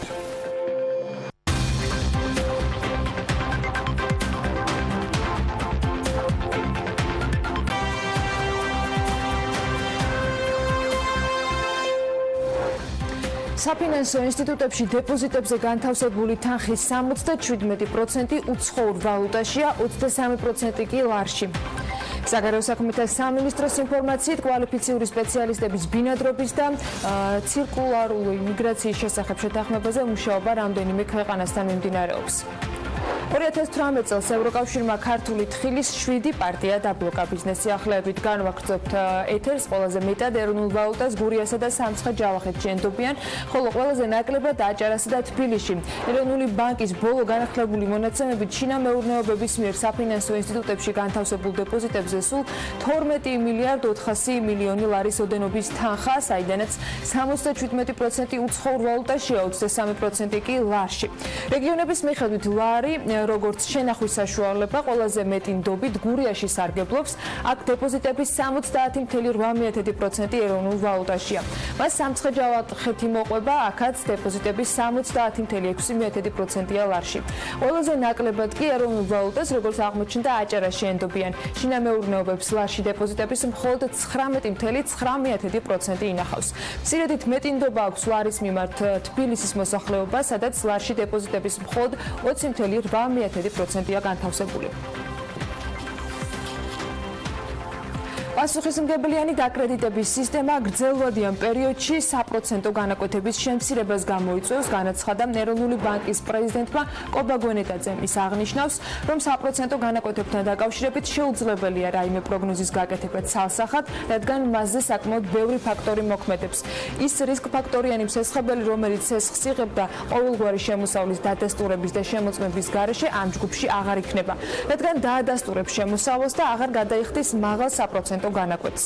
საკითხს უნდა შევხედოთ გრძელვადიან პერსპექტივაში, განმარტავს ეროვნული ბანკის პრეზიდენტი. საფრანგეთის საქართველოს მოქალაქეების ლეგალურად მუშაობასთან დაკავშირებულ კანონს მიიღებს ინფორმაცია საგარეო საქმეთა მინისტრმა დავით ზალკალიანმა გუშინ გაავრცელა და მან ჟურნალისტებთან აღნიშნა, რომ ამ შეთანხმების ძალაში შესრულის შემდეგ საქართველოს ახალგაზრდა სპეციალისტებს, მათ შორის ვისაც უმაღლესი განათლება საფრანგეთში აქვს მიღებული, საშუალება ექნება მიიღონ დროებითი ბინადრობის მოწმობა საფრანგეთში ლეგალურად დასაქმების მიმართულებით. საგარეო საქმეთა სამინისტროს ინფორმაციით საფრანგეთის მსგავსად კვალიფიციური სპეციალისტების ბინადრობის და ცირკულარული მიგრაციის შესახებ შეთანხმებაზე მუშაობა რამდენიმე ქვეყანასთან კიდევ მიმდინარეობს. უწყებაში ამბობენ, რომ მოლაპარაკებები არის გერმანიასთან, ისრაელთან, პორტუგალიასთან, საბერძნეთთან და ბულგარეთთან. 2018 წელს ევროკავშირმა ქართული თხილის 7 პარტია დაბლოკა. ამასთან დაკავშირებით ინფორმაცია Europa-News-ია განთავსებული. ვებგვერდზე აღნიშნულია, რომ თხილის დაბრუნება 7-ვე შემთხვევაში ბულგარეთის საბაჟოდან მოხდა. მიზეზი, როგორც აღინიშნა, სოკოვანი დაავადებები, აფლატოქსინია. საქართველოდან ექსპორტზე გაგზავნილი თხილის პარტიები ბულგარეთის საბაჟოდან ბოლოს 17 დეკემბერს გამოაბრუნეს. მანამდე ფიქსირდება მსგავსი შემთხვევები ნოემბერში, ოქტომბერში, სექტემბერში და სხვა თვეებშიც. ხარისხის ლაბორატორია Quality Labs კონსულტანტი და საზოგადოებრივი ჯანდაცვის ექსპერტი აღნიშნავს, რომ მსგავსი შემთხვევები ქართული თხილის იმიჯს აზიანებს, რომელსაც საქართველოს საექსპორტო პროდუქციაში მნიშვნელოვანი პოზიცია უჭირავს. დავით ჯორბენაძე ამბობს, რომ პრობლემას ქმნის რუსეთის ეროვნული სააგენტოს მიერ მიღებული ბრძანება, რომელმაც ასე ვთქვათ, გააუქმა საექსპორტო პროდუქციაზე ხარისხის კონტროლის მუდმივი მექანიზმი და გარკვეული სიხშირეები დაადგინა, როდესაც სავალდებულოა საექსპორტო პროდუქციის შემოწმება. მოწოდებოდა ყველა პარტია, თუმცა ეხლა აბსოლუტურად გაუგებარი კრიტერიუმებით ხდება სიხშირის შერჩევა. თავიდან ბოლომდე ეს არის დამოკიდებული მთლიანად ბიზნესმენის კეთილსინდისიერებაზე და ასევე სახელმწიფოს მხრიდან კონტროლზე. ნებისმიერ სახელმწიფოს რუსეთის უნებლობის იდეალური სისტემა იწყება ინდივიდის, სახელმწიფოს და ბიზნესის, ასე ვთქვათ, სოლიდარული თანამშრომლობით. თუმცა ამ შემთხვევაში ფაქტობრივად სახელმწიფომ ხელები დაიბანა კონტროლზე, მინდა გითხრათ, მთლიანად მიუშვა ასე ვთქვათ ბიზნესის კეთილსინდისიერებაზე და დღეს მაგალითად თუ თვის განმავლობაში მაგალითად შემოდიოდა 50-მდე ნიმუში კლუბის მაგალითად ანერგენებზე აბზანების ასე ვთქვათ დაწერის შემდეგ ფაქტობრივად სულიყო 3 თუ 4 ნიმუში შემოტანილი. სურსათის ეროვნულ სააგენტოში კი განმარტავენ, რომ მათ აქვთ შემუშავებული სპეციალური სქემა, რის მიხედვითაც სავალდებულოა არა ყველა საექსპორტო თხილის შემოწმება, არამედ გარკვეული პერიოდულობით სურსათის ეროვნულ სააგენტოში იმასაც ამბობენ, რომ ევროკავშირის ბაზრიდან თხილის გამობრუნება არა მხოლოდ საქართველოს, არამედ მსხვილი საექსპორტო ქვეყნებიდანაც ხდება, შესაბამისად ამაში საგანგაშოს ვერაფერს ხედავენ. გიორგი მიქაძე BMT-სთან აღნიშნავს, რომ ზოგადად ქართულ თხილში სოკოვანი დაავადებების აღმოჩენის შემთხვევები წლიდან წლამდე მცირდება. კოდექსი გვავალდებულებს რისკის შეფასების საფუძველზე მივიღოთ გარკვეული გადაწყვეტილებები. არ შეიძლება ის ბიზნეს ოპერატორი, რომელიც კეთილსინდისიერად აცილებს ექსპორტს და მას წლების განმავლობაში დარღვევა არ ქონია, მაინც ყოველ პარტიაზე უმოწმოთ თხილი, საექსპორტო თხილი. კრიტერიუმებში ერთ-ერთი კრიტერიუმი არის ისტორია ბიზნეს ოპერატორის ყველაზე მაღალკულიანი. ეს ევროპული მიდგომაა, მსოფლიო მიდგომაა და ყველა ქვეყანა ასე იქცევა. გორის მუნიციპალიტეტის ერთ-ერთ სოფელში ფერმერს ნერგები გაუჩეხეს. მე პატრონემ ხეხილის ბაღი დილით იმ მდგომარეობაში ნახა, რასაც ახლა ეკრანზე ნახავთ. ეს ფოტო არის სოფელ არაშენდასთან გადაღებული. შიდა ქართლის საინფორმაციო ცენტრი დეტალებთან დაკავშირებით აღნიშნავს, რომ გამოძიება საქართველოს სისხლის სამართლის კოდექსის 197 მუხლით არის დაწყებული, რაც ნივთის დაზიანებასთან განადგურებას გულისხმობს. ჯერჯერობით უწყებას განახლებული ინფორმაცია იმასთან დაკავშირებით მიკვლეულია თუ არა დამნაშავე არ გაუახლებია. გარემოს დაცვითი ზედამხედველობის დეპარტამენტის თანამშრომლებმა 2018 წლის განმავლობაში უკანონო თევზჭერის 336 ფაქტი გამოავლინეს.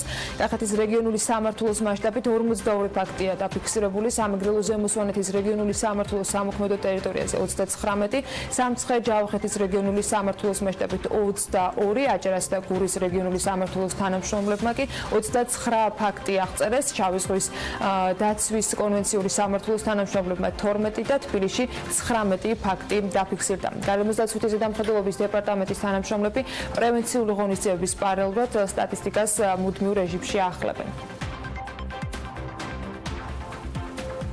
ჯერ იყო ხურმა და ლარნახევრად გაყიდული კილოს ფასი ადგილზე. ეს სტატუს quo ცოტა მერე დადგება, როცა კომპანია ბაღებს კიდევ უფრო გააფართოვებს. დღეს შეპესე ლაკუასტს ხურმის ბაღები უნდა გაგაცნოთ 12 ჰექტარზე გაშენებული და ის ევროკავშირის დაფინანსებით კარგად აწყობილი ინფრასტრუქტურით იწონებს თავს. ბაღებში ელექტროგადამცემი ბოზები და გაყვანილობაა დამონტაჟებული, რამაც კიდევ ერთი мотиваცია გააჩინა ფერმერისათვის, რომ მამულში თანამედროვე წვეთოვანი სარწყავი სისტემა დამონტაჟდეს. ბაღებიდან მიღებული ხურმის მოსავალი შემსწავლებს მთლიანად ექსპორტზე წარმატებით გააქვთ. უგლის იდეა იყო და მისი ასე ვთქვათ მონდომება იყო, ეს საქმიანობის ხელი მოგვიკიდა და ეს უფრო რაღაც ჰობი იყო თავიდან და მცირე ფართობზე გადავწყვიტეთ, რომ გაგვეშენებინა პირობითად და ესეც მეუღლის იდეა იყო ხურმის ბაღი. გასართობად დაწყებული საქმიანობა წლების შემდეგ დიდ ბიზნესად, აგრონომობა კი პროფესიულ დონეზე შესწავლილ დარგად იქცა. დღეისთვის ლაგოდეხის მუნიციპალიტეტში შეპესე ლაკუასტი 30 ჰექტარზე მეტ ტერიტორიას ფლობს, სადაც ხურმის გარდა უკვე ვაშლის, მსხლისა და ქლიავის ბაღებია გაშენებული. თითოეულ ბაღში თითოეული ნერგის დარგვა და მოვლა-პატრონობა იტალიელი პარტნიორების დახმარებით განხორციელდა. შედეგით შესაბამისი დადგა. მიუხედავად მცირე დროისა, ქართული ხილი ადგილობრივ და უცხოურ ბაზარზე დიდი მოწონებით სარგებლობს. წელს მივიღეთ დაახლოებით 100 ტონა ხურმა და დაახლოებით 70% ექსპორტზე გავიდა. დიდი დაინტერესება იყო, იმიტომ რომ როგორც აღნიშნე, საოცრად ძალიან კარგი და ხარისხიანი პროდუქტია. შეპესე ლაკუასტის მთავარი მისწრაფება ევროპულ ბაზარზე თავის დამკვიდრებაა. ამ ბაზრების მთავარი უპირატესობა კი სტაბილურობის განცდა და პროდუქციის მაღალი ფასია. რაც კვლევას ვატარებთ, ევროპულ ბაზარზე მნიშვნელოვნად აღემატება პროდუქციის ფასი, ვიდრე თქვათ თუნდაც პოსტსაბჭოთა ქვეყნებში. ვაშლზეც, მსხალზეც და ყველა პროდუქტზე ფასები გაცილებით მაღალი არის. ამიტომ ეს არამხოლოდ ასე ვთქვათ სტაბილურობისთვის იქნება, რომ ბიზნესმა მშვიდად და ასე ვთქვათ გეგმაზომიერად განვითარდეს, არამედ დამატებით შემოსავლებია ეს. იმისთვის რომ ხარისხი დაცული იყოს, ბაღები თანამედროვე სისტემის ბადეებით გადაიხურა. სიძვირის მიუხედავად ხარჯმა გაამართლა. იტალიაში აწყობილი ბოლო მოდელის სისტემა ბაღებს წვიმისგან, ქარისგან და ზედმეტი მზის სხივებისგან იცავს, რაც ხეხილისთვის საუკეთესო გენეტიკური შესაძლებლობების გამოვლენის წინაპირობაა. რაც არ უნდა კარგად მოუარო და რაც არ უნდა კარგად გააკეთო, შეიძლება უცბად რაღაცა გუგლმა გადაიაროს და სულ რაღაც 1 წუთი, 2 წუთი სეტყვა მოვიდეს და მთელი წლის ნაშრომი წყალში გეყრება. ეს თლად სახარბიელო არ არის თუნდაც დაზღვევის შემთხვევაში. დაზღვევით აგინაზღაურდება, მაგრამ პარტნიორთან ურთიერთობაში საკმაოდ ძიმე არის. ამის ძიებაში მივედით ჩვენ, რომ ეს კონსტრუქციები თუ გინდა ეს ბიზნესი არ იყო ასე ვთქვათ სეზონურზე დამოკიდებული და ასე ვთქვათ, კლიმატზე რაღაცით უნდა დაგვეცა. ამაზე თანამედროვე სისტემები დღეს ბაზარზე არ არის. კიდევ ერთი უმთავრესი საკითხი ელექტროგადამცემი ბოძებისა და გაყვანილობის არარსებობა იყო. საზღვრისპირა ტერიტორიაზე ევროკავშირის პროექტ ენ-პარდის დახმარებით 70,000 ლარამდე დაიხარჯა, რამაც ბაღებში თანამედროვე წვეთოვანი სარწყავი სისტემების დამონტაჟების საშუალება გააჩინა. სიკეთით ლაკუასტის გარდა სხვა ადგილობრივი მწარმოებლებიც სარგებლობენ. მივიღეთ საგრანტო დახმარება და მივიღეთ gadamcemi ხაზების მშენებლობაზე ფინანსური რესურსები, რაც გამოვიყენეთ და რამდენიმე კილომეტრის მანძილზე დიდი ინფრასტრუქტურული პროექტი გააკეთეთ და ნახეთ, რომ დღეს რაც კი ბაზარზე მსოფლიოში საუკეთესო წვეთოვანი სისტემა არსებობს, ის დავამონტაჟეთ. ანუ ამდენმა მოგცა საშუალება ჩვენ რომ ტექნიკურად გადაგვიარაღებინა ბაღი, გაგვიახლებინა სისტემა და რაც ყველაზე მთავარია, ჩვენ მოგცა ბიძგი, რომ ახალი ბაღების მშენებლობაზე განვითარება გავკეთებინა. ლაკუასტის სამომავლო ცოცხალი ხილის გარდა მის გადამუშავებასაც გეგმავს. მომდევნო წლებში კომპანია სამაცივრო მეურნეობების განვითარებას და წარმოების სრული ჯაჭვის აწყობას აპირებს. ამ დროისთვის კომპანიაში სეზონურად 30-მდე, მუდმივად კი 4 ადამიანია დასაქმებული.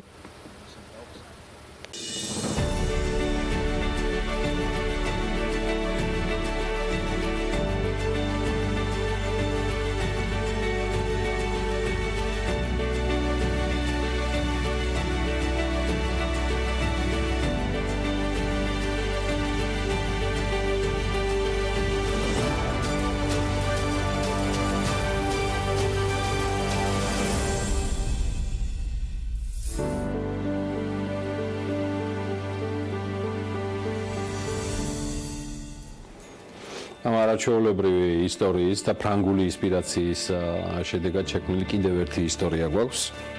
ცოტა განსხვავებული, საქმიანებში თქვენთვის მომზადებული.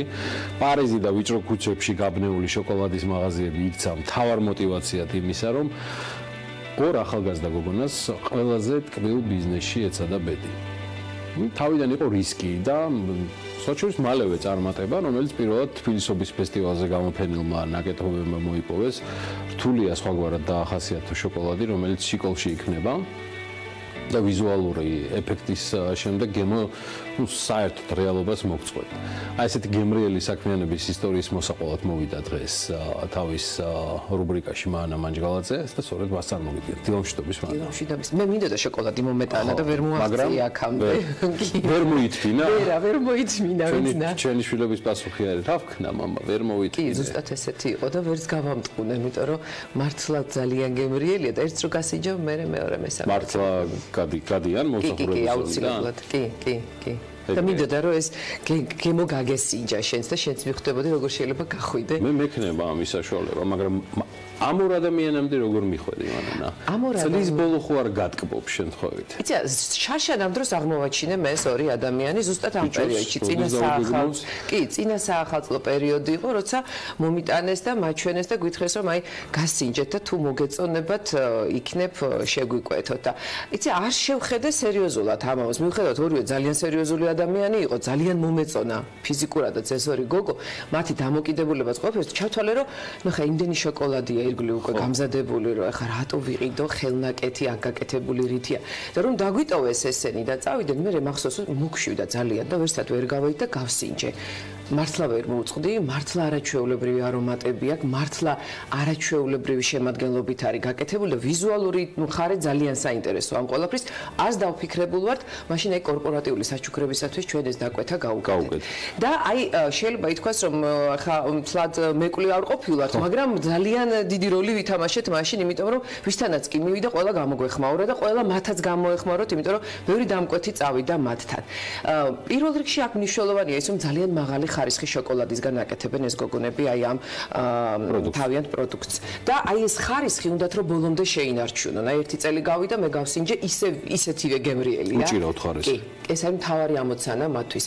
ფიქრობენ რომ ძვირადღირებული კი არის მათი შოკოლადი, მაგრამ ხარისხი არ დააგდონ. როგორ ახერხებენ ალბათ ცოტა ხანში. ეს არის ძალიან კონკურენტული ბაზარი. ეს არ არის მხოლოდ ადგილობრივი შოკოლადის დომინაცია, მეცაც გეტყვი, ორთავე ვიცით, ჩვენმა საქმიანმა მაყურებელმაც, რომ აქ უმძაფრესი არის უცხოური ნაწარმის დომინაციაც მათ შორის. როგორ გაბედეს საერთოდ ესეთ ბაზარზე შემოსვლა? შენ გააქვს ამ კითხვაზე პასუხი? იცი, მე ვფიქრობ იმას, რომ საერთოდ ჩადეს ხო ის კონკურენტული უპირატესობა, მაგრამ ესეც არის, რაღაცა ნიშაც იპოვეს, მაგრამ მათ აქვთ ძალიან, ისინი ორივე ძალიან რეალიზებული ადამიანია. ორივე. ერთი ძველი პრეზიდენტის ადმინისტრაციის თანამშრომელი იყო, ერთ-ერთი სამსახურის უფროსი იყო, მეორე ბიპის კომპანიის წარმომადგენელია. შესაბამისად, მათ სხვა სამსახურიც აქვთ, სადაც ისინი რეალიზებას და თქვა თავის რჩენასაც შეძლებენ. ეს ფაქტორი იყო, რომელიც მათ თქვა სიმშვიდეს აძლევდა. რაღაც კომფორტის ზონას ქმნის. ხო, რომ ამაზე არ იქნებოდნენ ისინი დამოკიდებულები, მაგრამ მათი სურვილი რომ რაღაც ეკეთებინათ და განსაკუთრებით ამ სფეროში ეკეთებინათ, ეს წამოვიდა იქიდან რომ ისინი კარგი კულინარები არიან. სახლში ამას აკეთებდნენ, თითქმის ყოველდღიური იყო და შემდეგ უკვე აი, ნუ ალბათ როცა გიყვარს და ინტერესი გაქვს რაღაცის მიმართ და იმაზე ფიქრობ, იმის აკვირდები რაღაცას, პარიზში ჩასვლის დროს მაღაზიები მართლა ვერ ჩაული, ხო? და თუ შიგნით შეხვალ ვეღარ გამოხვალ ისეთი სურნელიც არის და ისეთი გემოც არის.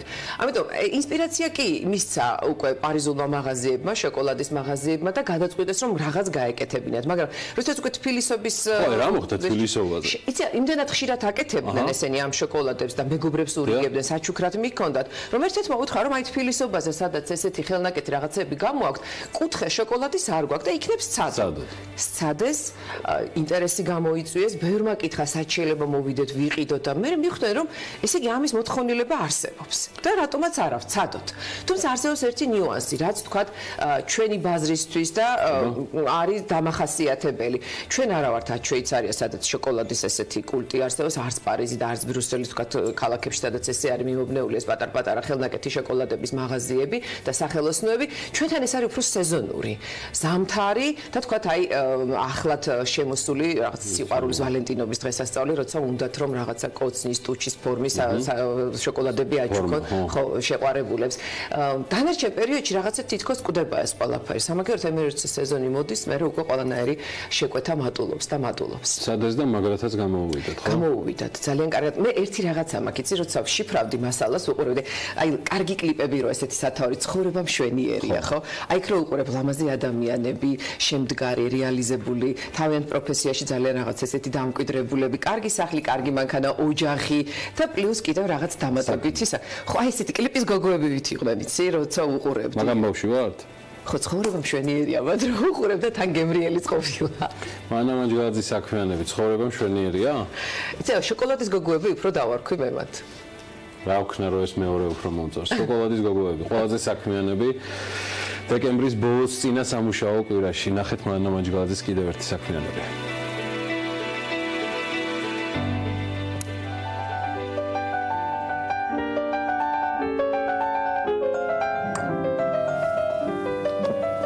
ბიზნესის იდეა ცოტა მერე მოვიდა. ჯერ დავიწყე უშუალოდ კეთება ამ შოკოლადის და სულ მაინტერესებდა როგორ ეს ტექნოლოგიურად ეს როგორ ხდებოდა.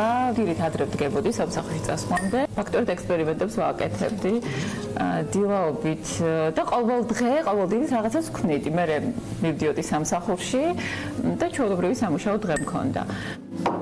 ადრე დილა მუსიკი და შოკოლადის სხვადასხვა სახეობის მომზადებით იწყებოდა. ჯერ მხოლოდ ოჯახის წევრებისთვის, მერე მეგობრებისთვის. მერე მათი ხელნაკეთი შოკოლადები თბილისობაზეც აღმოჩნდა. ბოლოს კი მეგობრების შოკოლადისადმი სიყვარულს პარიზმა სულ სხვა ინსპირაცია მისცა.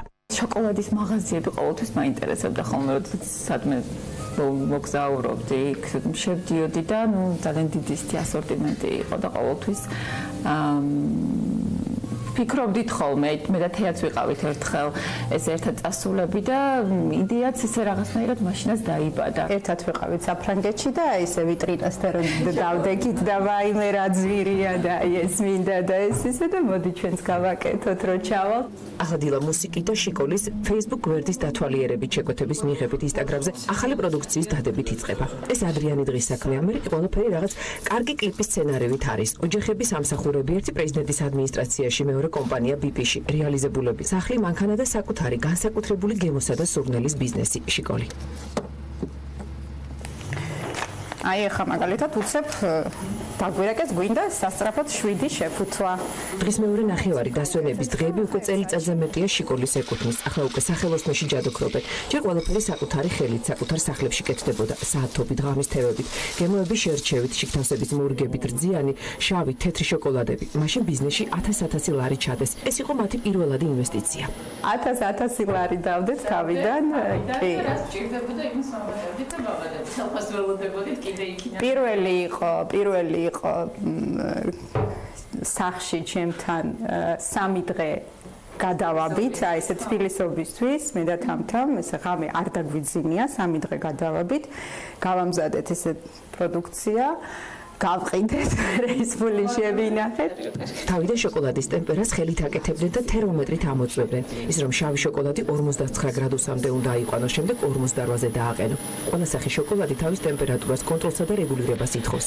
ჩაშადელი საახალწლო დაკვეთებიდან მიღებული თანხით კი პირველი დიდი შენაძენი ტემპერას მანქანა იყიდეს, რამაც მათი საქმიანობა ბევრად გააიოლა. შესაქმნელი იყო ასორტიმენტი, მოსანახი იყო გემოები. ორივე შეთანხმდა, რომ მთავარი რაც უნდა შეენარჩუნებინათ და შოკოლადის ხარისხი იყო. ამიტომაც მათ მარაგში მხოლოდ იტალიური და მაღალი ხარისხის თურქული მასალა. ეს არის სპეციალური ტრანსფერი ქვია, სპეციალური ქაღალდია, რომელიც გადაგვყავს. ეს ტრანსფერებიც კაკაოს ცხიმზეა დამზადებული, ანუ შოკოლადისთვის მისაღები, ამ ჩვეულებრივი საღებავების, საკვების საღებავებიც არ გამოიყენება სპეციალურად შოკოლადისთვის. არის ესეთი გამზადებული, თუმცა ესეც ასევე ძალიან ძვირია. შესაძლოა კაკაოს ცხიმი და საკვების საღებავები შემოიტანო, მაგრამ მკაცრად გადაწყვიტეს ის ისოვნად საქართველოშია შესაძლებელი, მხოლოდ ქართული უნდა ყოფილიყო. აქცენტი გვინდოდა, რომ ქართულ პროდუქციაზე, ანუ თხილი, ნუში, ქართული, ანუ მოვიძიეთ ესეთი ბიჭები, რომლებიც თვითონ გვაწოდებენ ამ პროდუქციას, ძირითადად გვჭირდება ჩირი, თხილეული, ხო, ეს ყველაფერი ქართული.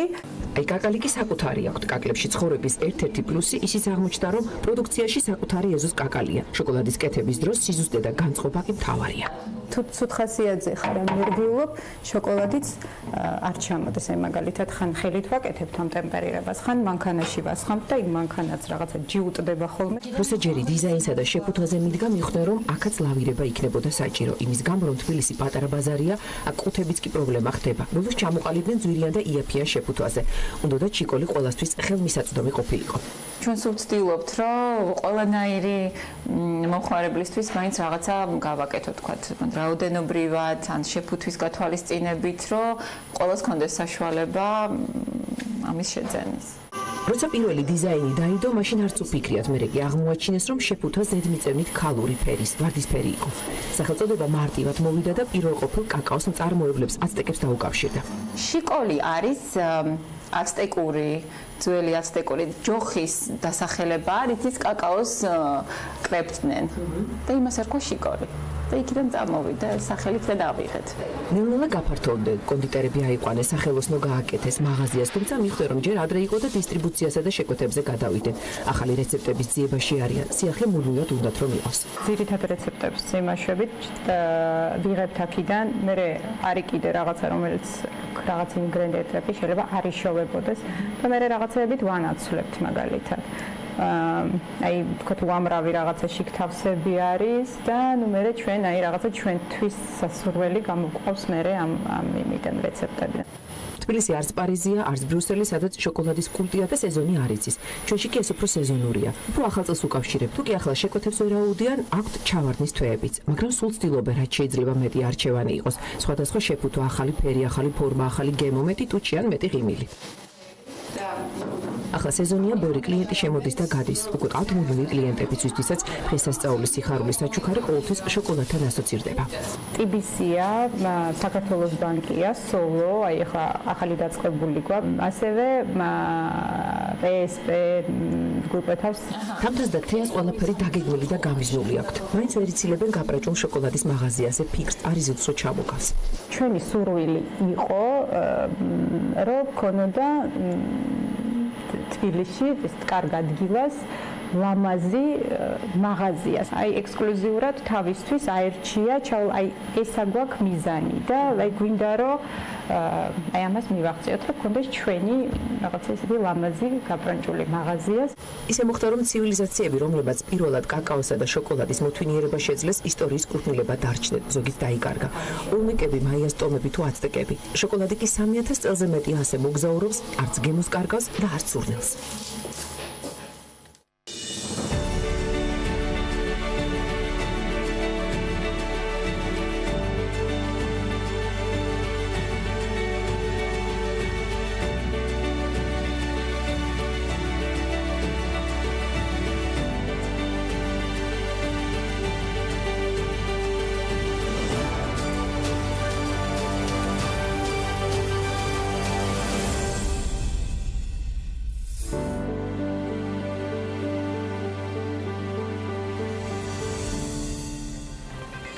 ეროვნულმა ბანკმა მონაცემთა ვიზუალიზაციის და ანალიზის თანამედროვე პლატფორმა დანერგა. რას ნიშნავს ეს? იმას ნიშნავს, რომ BI-ის სისტემა გამოიყენება დიდი მოცულობის სხვადასხვა ტიპის და ფორმატის მონაცემების ვიზუალური წარმოდგენისა და ანალიზისათვის. ვისთვის არის ის?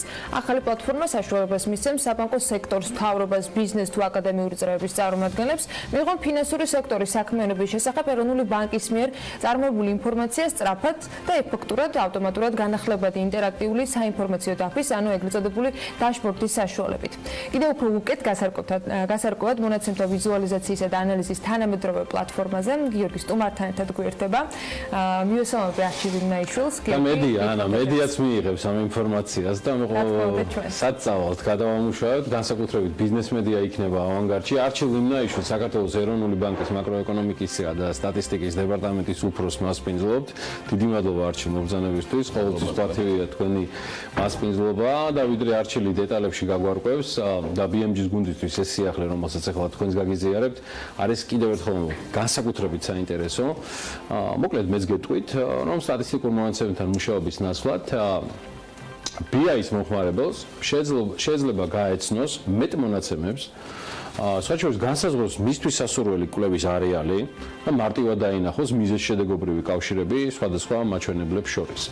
არც მეტი არც ნაკლები ეს არის უმცირესი რაც შეიძლება იყოს BI-დან გამომდინარე, რომლის ერთ-ერთი მომხმარებლები ცხადია BMG-ც აუცილებლად იქნება და როგორც აღნიშნე, ჩემთვის ყოველთვის პატივია ეროვნული ბანკის არაჩვეულებრივი გუნდის წევრებს უმასპინძლო ამ სტუდიაში. არჩილ, რატო გადაწყვიტეთ? მოდი აქედან დავიწყოთ ამ პლატფორმის შექმნა. რა იყო მიზეზი, განსაზღვრელი ფაქტორები საიმისოთ, რომ ეროვნულმა ბანკმა, რომელსაც ისედაც საკმაოდ დაძაბული დღის წესრიგი აქვს და რუტინა ყოველდღიური, თქვენ გადაწყვეტეთ, რომ დამატებით ესეთი პლატფორმა შეგექმნათ. მოგესალმებით პირველ რიგში დიდი მადლობა თქვენ სტუდიაში მოწვევისთვის. რაც შეეხება ამ ახალ პლატფორმას, რომელიც როგორც შესავალში აღინიშნა, ეს არის მონაცემების ვიზუალიზაციის და ანალიზის პლატფორმა. ამაზე რამდენიმე მიზეზი არსებობს. პირველ რიგში რატო მოხდა ამის დანერგვა? პირველ რიგში ის, რომ ეროვნული ბანკის მიერ წარმოებული სტატისტიკის მიმართ არის, ჩვენ ხედავთ, რომ არის საკმაოდ დიდი ინტერესი ჩვენი ვებგვერდის სტატისტიკის განყოფილებას საკმაოდ ბევრი სტუმარი ყავს. და ამ მონაცემების მიმართ დიდი ინტერესი არის. დაახლოებით ჩვენ 2015 წლიდან ჩვენ კომერციული ბანკებიდან დავიწყეთ ინფორმაციის მოგროვება განახლებული საინფორმაციო სისტემის მეშვეობით, სადაც ეს მონაცემები გროვდება საკმაოდ დეტალიზებული სახით. და შესაბამისად ეს შეიქმნა საკმაოდ დიდი მონაცემთა ბაზა, რომელიც საშუალებას გვაძლევს, რომ ჩვენთვის საინტერესო მონაცემები დავინახოთ ძალიან განსხვავებულ ჭრილებში, როგორც ჩვენად და ასევე შეგვიძლია რომ შევთავაზოთ ჩვენს მომხმარებელს. დღეისთვის არჩილ ეს მონაცემები რას მოიცავს და გამომდინარე იქიდან რომ მხოლოდ გუშინ იყო პირველი პრეზენტაცია, რომელიც ეროვნული ბანკის პრეზიდენტმა, საფინანსო საბიუჯეტო კომიტეტის, საპარლამენტო კომიტეტის თავმჯდომარემ თქვენ სხვებმა გამართეთ. მე ვიცი რომ ამ მონაცემებს კიდევ დაემატება მომავალში გარკვეული მონაცემები. კი, ხო, გარდა იმისა რომ ეს მონაცემთა ბაზა გქონდა, კიდევ ამაზეც გავაგრძელებ, ესე იგი ეს BI-ის ახალი პლატფორმა საშუალებას გვაძლევს, რომ ჩვენთვის საინტერესო შეკითხვებზე პასუხები გავცეთ უფრო სწრაფად და ინტერაქტიულად ნამდვილად უფრო სწრაფად და ნაკლები და უფრო მოხერხებულა, მოდი ასე ვთქვა. და რაც საკმაოდ ინოვაციურია და შეგვიძლია შესაბამისად უფრო მოკლე დროში, უფრო დიდი რაოდენობის ინფორმაცია დავამუშავოთ, ანალიზი გავაკეთოთ, ჩვენთვის საინტერესო შეკითხვებზე პასუხები მივიღოთ. რაც შეეხება ჩვენს ახალ პლატფორმას რო გადავხდით, ეს არის ეროვნული ბანკის ვერდის თავფურცელი, აქ სტატისტიკის განყოფილებაში უნდა შევიდეთ პირველ რიგში, სადაც მარცხენა მხარეს უკვე ჩამონათვალი არის და ერთ-ერთი ინტერაქტიული სტატისტიკა და სწორედ აქ შეგვიძლია რომ შევიდეთ და ნუ აქ გამოდის ორი ჯგუფი, ეს არის დეპოზიტები და სესხები, ჯერჯერობით მხოლოდ ეს ორი ჯგუფი არის, თუმცა ამ ჯგუფსაც რო ვთქვათ, ეს არის საკმაოდ ამ ჯგუფებში თვითონ საკმაოდ ბევრი რეპორტი არის და დიდი მოცულობით ინფორმაცია. ამ საბანკო სექტორის სტატისტიკაზე როცა ვლაპარაკობთ, დიდი უმეტესობა ამ საბანკო სექტორის სტატისტიკის სწორედ ეს არის სესხების და დეპოზიტების შესახებ ინფორმაცია. ამის გარდა ჩვენ რა თქმა უნდა ამ მონაცემთა ჯგუფებს დაემატება ასევე მონეტარული მიმოხილვაზე მიმოხილვის შესახებ ინფორმაცია, ასევე საგარეო სექტორის შესახებ ინფორმაცია, ფულადი გზავნილები თუ სხვა და სხვა. ანუ ეს ინფორმაცია ის მონაცემები, რაც ჩვენს ჩვეულებრივ სტატისტიკის გვერდზე რაც Excel-ის სახით ხედავთ, საბოლოო ჯამში ყველა ის ინფორმაცია და იმაზე უფრო მეტი დეტალიზაციით ჩვენ საბოლოო ჯამში გვექნება სწორედ ამ ფორმით. ახლა ეს არის სხვადასხვა მაგალითად დეპოზიტების ჩაშლილი ვარიანტი, ხო? საუბარია ვადიან მოცულობებზე რანჟირების მიხედვით საქმიანობის სახეები. სხვადასხვა ჭრილებში მაგალითად აი სესხების ჩამონათვალში რო შევიდეთ, აქ არის რამდენიმე რეპორტი და ანუ შეგვიძლია მაგალითად ერთ-ერთი რეპორტი შევარჩიოთ, რომელიც არის სესხები ვალუტების მიხედვით, ეს არის მესამე რეპორტი, და აქაც ორ ოპციას გვაძლევს, რომ ჩვენ გვინდა რომ შევხედოთ მოცულობების ინფორმაციას ან ხელშეკრულების რაოდენობას თუ საპროცენტო განაკვეთებს. ამ შემთხვევაში შეგვიძლია აგვირჩიოთ მაგალითისთვის მოცულობები და გადავდივართ ახალ გვერდზე, სადაც ეს არის ესე იგი ვალუტების ძირითადი ინფორმაცია სწორედ დიაგრამაზეა გამოტანილი და ეს დიაგრამა გვიჩვენებს, რომ ვალუტების მიხედვით ბანკების საკრედიტო პორტფელი როგორ გამოიყურება. ვხედავთ, რომ ეს ლარი ამ შემთხვევაში გამოხატულია ლურჯი ფერით და უცხოური ვალუტა წითელი ფერით. ლარის წილი ვხედავთ, როცა განმავლობაში გვესდება, თუმცა მაინც ჯერჯერობით მაინც დოლარის წილი საკმაოდ მაღალია და უბრალოდ ამ ლარიზაციას რასაც ვეძახით ჩვენ. აქ მარჯვენა მხარეს არის სხვადასხვა ფილტრები, რომელიც შეგვიძლია გამოვიყენოთ თუ გსურს, რომ უფრო დეტალურად შევხედოთ ეს ლარის და დოლარის ჭრილში სხვადასხვა ტიპის სესხებს. მაგალითად, სამომხმარებლო სესხები სუპირველი მაუსის დაკლიკებით, ანუ ეს იფილტრება და მხოლოდ სამომხმარებლო სესხები გამოდის ვალუტების ჭრილში და აქ ხედავთ, რომ ლარის სესხები, ძირითადად სამომხმარებლო სესხები ლარში არის. დიახ. ასევე შეგვიძლია მოვნიშნოთ მეორე სესხების მეორე კატეგორია, უძრავი ქონების შესაძენად და რემონტისთვის გასამული სესხები, მოკლედ რო ვეძახით იპოთეკურ სესხებს. აქ მაგალითად ვხედავთ, რომ დოლარი უცხოური ვალუტის დომინაცია და დოლარივე თქვენ ახსენეთ, ანუ ზემოთ ფილტრი ჩვენ შეგვიძლია უფრო დეტალურად შევხედოთ უცხოური ვალუტები დეტალურ სავაჭირო და დავინახავთ, რომ ძირითადად დიახ ეს დოლარია, თუმცა ეს ბოლო თვეებში ჩვენ ხედავთ, რომ კი ევროს სესხები საკმაოდ მზარდი არის. და ნუ ამის მაგალითად მიზეზი რა არის, თუ გვინდა რომ დავინახოთ, შეგვიძლია მაგალითად მეორე გვერდზე გადავიდეთ, სადაც არის უკვე საპროცენტო განაკვეთების სტატისტიკა და საპროცენტო განაკვეთების სტატისტიკაში პირველ რიგში საპროცენტო განაკვეთებს რო ვაკვირდებით, ხო, ამ შემთხვევაში მნიშვნელოვანია ნაკადებს შევხედოთ და არა ნაშთებს, რადგანაც იმიტომ რომ დინამიკას უფრო კარგად აჩვენებს. და შესაბამისად ნაკადების მონიშნეთ მხოლოდ ნაკადები გამოდის, ასევე იგივე ფილტრები რო გამოვიყენოთ, ხო, მაგათ უძრავი ქონებს ისე იპოთეკურ სესხებს რო დავაჭიროთ, აქ გამოჩნდება რომ საკმაოდ დიდი სხვაობა 12% თუ არის ლარის სესხებზე, უცხოური ვალუტის სესხებზე ეს არის 5-6% და უფრო დეტალურად რო ჩავშალოთ, ხო, უცხოური ვალუტა, ამ შემთხვევაში გამოჩნდება, რომ აი ეს ლურჯი ხაზი არის სწორედ ევროში სესხები. ანუ ეს რატო იზრდება ევროში სესხები, იმიტომ რომ ბოლო პერიოდში გაჩნდა ძალიან დაბოლპროცენტიანი ევროს სესხები, რამაც გაზარდა მოთხოვნა ამ პროდუქტებზე და დაახლოებით აი ესეთი ტიპის ანალიზი შეგვიძლია ჩავატაროთ. არჩილ, მოდი ჩავშალოთ ჩვენი საუბრისას ესეთი ვარიანტი. ბენეფიციარები BI-ის აი ვინ შეიძლება იყოს მიუხედავად პროლოგში ნახსენები ანას და ჩემს მიერ რამდენიმე მიმართულებისა. ვისთვის აკეთებთ ამას ყველაფერს? გამომდინარე იქიდან, რომ მოთხოვნა იოლად ნახეთ თქვენს ვებზე.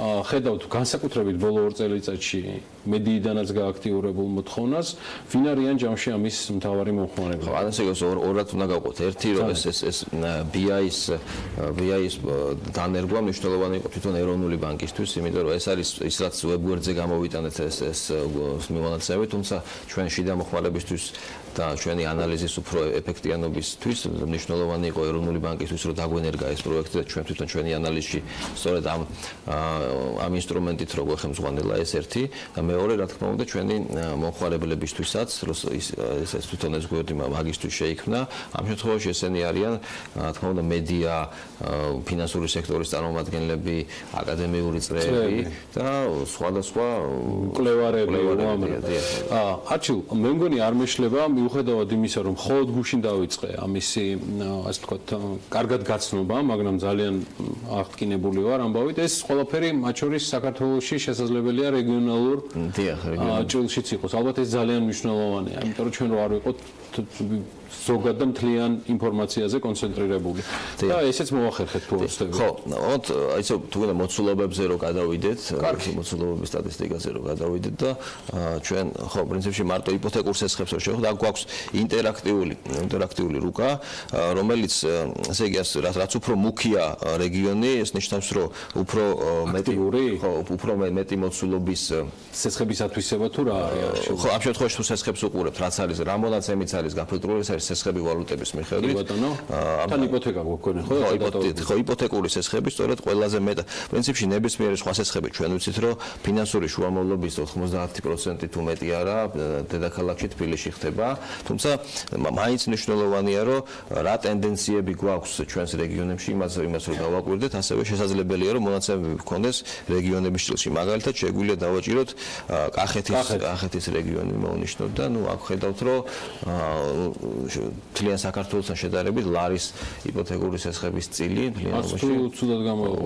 უფრო მეტია თუმცა რა თქმა უნდა მოცულობაში ეს გაცილებით ნაკლებია ვიდრე თბილისში და მთლიანად საქართველოში ასევე შეგვიძლია მოვნიშნოთ მაგალითად კიდაც სამცხე ჯავახეთი ხო ან აქაც დაახლოებით გავსი სურათია ან იმერეთი შეგვიძლია მოვნიშნოთ სამეგრელო ასე შემდეგ ანუ რეგიონების ჭრილშიც ნებისმიერი ინფორმაცია ის რაც ამ გვერდზე არის განთავსებული შეგვიძლია ასევე რეგიონების ჭრილშიც დავაკვირდეთ შეგვიძლია თუ არა წინასწარ ეს ჩემი ბოლო კითხვა აქვს პირდები დავაანონსოთ გაქვთ თუ არა უკვე მოსაზრებები რის დამატებას აპირებთ BI-ზე? ხო, რა თქმა უნდა, ეს როგორც უკვე აღვნიშნე პირველ რიგში ეს იქნება ალბათ მონეტარული მიმოხილვები, ცენტრალური ბანკის ბალანსი და ასევე კომერციული ბანკების ბალანსი ანალიტიკური წარმოდგენით, ასევე იქნება საგარეო სექტორის სტატისტიკა, რომელიც არის ფულადი გზავნილები, ემატება საგადასახდელო ბალანსის სტატისტიკა და საგარეო ვალის და ასე შემდეგ. დიდი მადლობა არჩილ. მადლობა თქვენ. ახალწელს მადლობა მოგზაურობისთვის. არჩილ ნაიშვილი ეროვნული ბანკის მაკროეკონომიკისა და სტატისტიკის დეპარტამენტის ხელმძღვანელი სტუმრობდა საქმიანი დილაში. სტუმარს გავაცილებთ და სულ მალე დაგიბრუნდებით შემდეგი თემით. ამინდის პროგნოზის სპონსორია SEU დეველოპმენტი.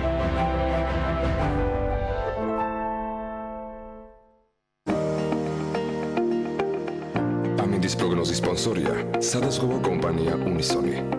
თავისუფალი დაზღვევა თქვენი სიმშვიდისათვის.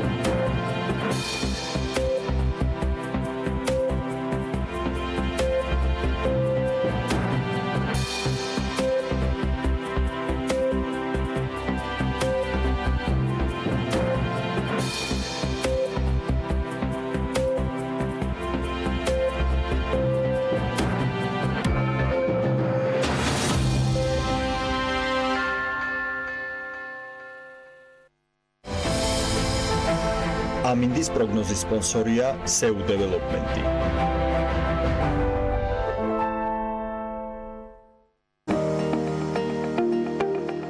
ამინდის პროგნოზის სპონსორია სადაზღვევო კომპანია უნისონი. თავისუფალი დაზღვევა თქვენი სიმშვიდისათვის.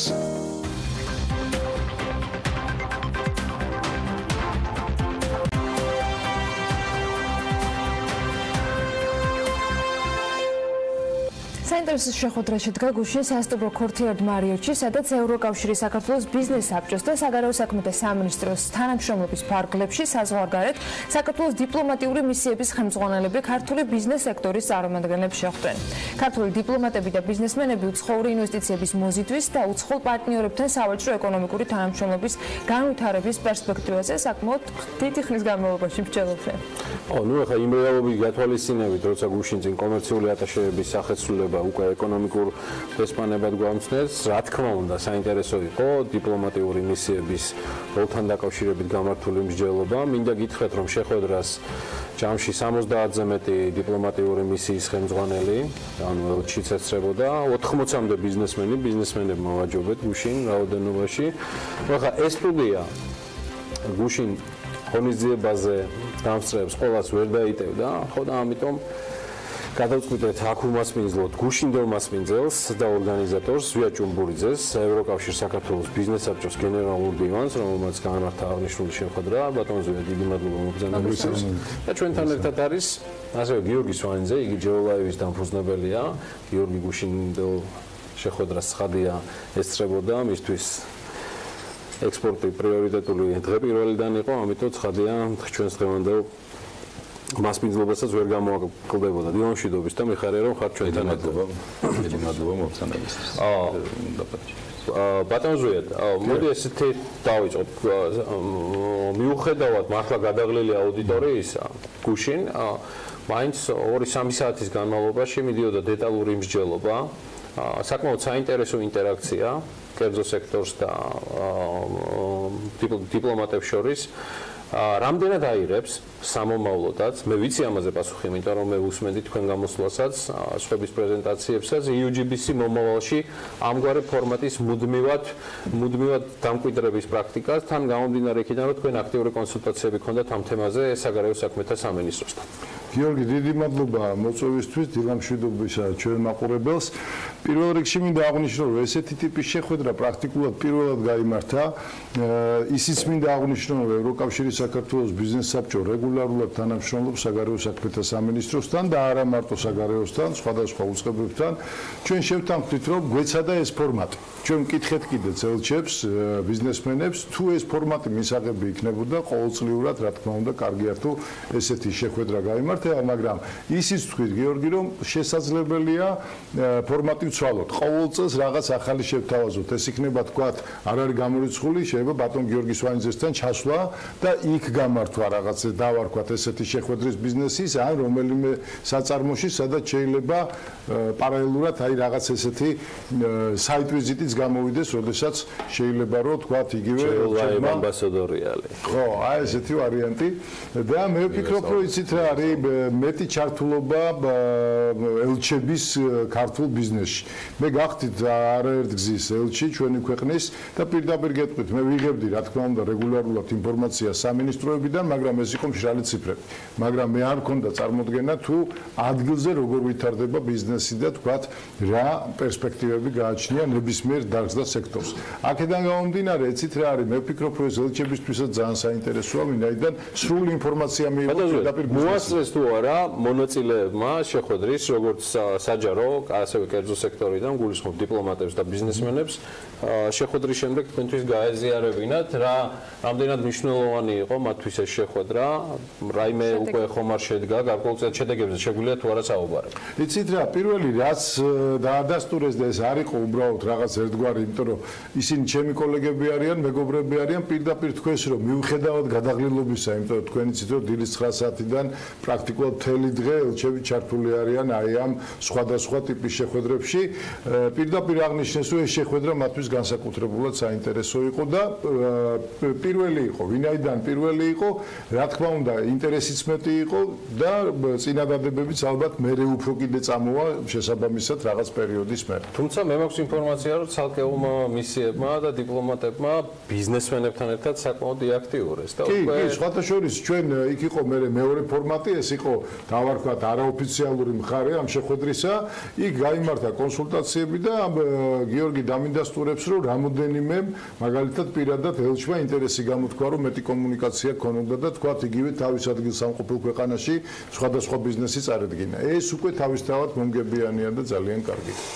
ბიზნესის განმოსახედიდან რა პერსპექტივებს, პრაქტიკულ პერსპექტივებს ხსნის ეს ამბავი, იმიტომ რომ ჩვენ ერთხელ გვითხოვს, რომ ელჩების მთავარი ფუნქცია სწორედ მე ესე მგონია, რომ არის ქვეყნის ეკონომიკური ბიზნეს დესპანობა, მიუხედავად იმისა, რომ ამაზე ცალკე ალბათ პოზიცია ჩემოვა, მაგრამ რა ტიპის გამოცდილების გაზიარება შეგიძლიათ პირადად თქვენ უკვე გუშინდელი დღიდან გამომდინარე იმ ბიზნესმენებისთვის, რომლებიც არ იყვნენ გუშინ შეხვედრაზე, არ არიან ჯერჯერობით UGBC-ის წევრები და უნდა გახდნენ აუცილებლად თუ მათ სურთ ესეთ ინტერაქციაში მონაწილეობის მიღება, რა პერსპექტივებს ნის პრაქტიკული თვალსაზრისითაც. მე შემიძლია პირდაპირ თქვა, რომ ვაანონსე ბრაზილიის თემასაც, იმიტომ რომ ვიცი ამ თემასთან დაკავშირებით თქვენი ინტერესი და უკვე შემდგარი წინარე განზრახულობა. ბრძანეთ.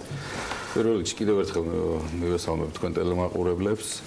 გუშინდელი შეხვედრა ჩემთვის იყო ნამდვილად განსაკუთრებული რა და ესე წარმოვიდგინე თავი რომ თითქმის აი მთელ მსოფლიოს გაუზიარე ჩვენი პროდუქცია და გავასინჯეთ თითქმის ჩვენი პროდუქცია რა რაზედაც აი ნამდვილად გარკვეულებულები და ძალიან ბევრი იქედან თუნდაც ის სტუმარი, თუნდაც ის ბიზნესმენი სტუმარი, რომელიც ბრაზილიიდან იყო ჩამოსული, გარკვეული დარჩა რომ ნუ თუ საქართველოს არის ეთისყიდის წარმოებელი ქვეყანა და ეს ღვინოს ჩვენ შატოსვანეთის რომელსაც აგემოვნებდნენ, ნუ აი ყოველას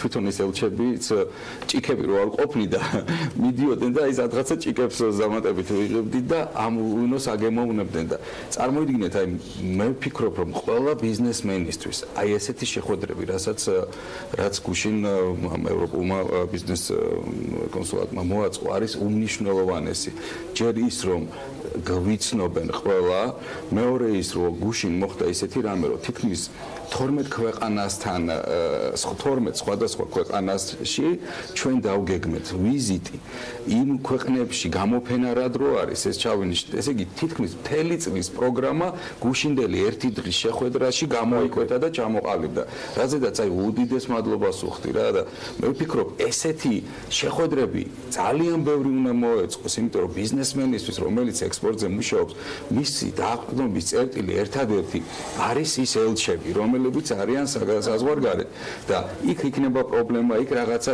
ის არის ყოველთვის ჩვენი იმედი არის იმ ქვეყნის ელჩი და წარმოიდგინეთ ეს ყველა ელჩი იყო ერთად გაერთიანებული და დღეს გუშინ მარტო პრობლემაზე კი არა ჩვენი პროდუქტის განვითარებაზე იყო საუბარი და რაზედაც აი ამბასადორული წელიწადში ერთხელ ნუ აი ძალიან დიდი მონდობის ახალშტოში ალბათ მაქსიმუმ ორჯერ შეიძლება ამდენი ელჩი ერთნაირად შეიკრიბოს თავიანთ სამშობლოში თქვენთვის ის ახალი შეძლებლობა რომელიც დაანონსებული არის ბიზნეს კონსულის სახით ეკონომიკური დესპანის სახით საელჩოებში რა საჭიროებები არსებობს ამ ნაწილში თქვენთვის აი რა იქნებოდა მოსახერხებელი და საჭირო და საინტერესო რომ მათთან რა ფორმის კომუნიკაცია გქონდეთ და რა ტიპის კომუნიკაცია უნდა გქონდეთ მათ ადგილობრივ ბიზნესებთან იმ ქვეყანაში სადაც ისინი არიან წარმოდგენილები.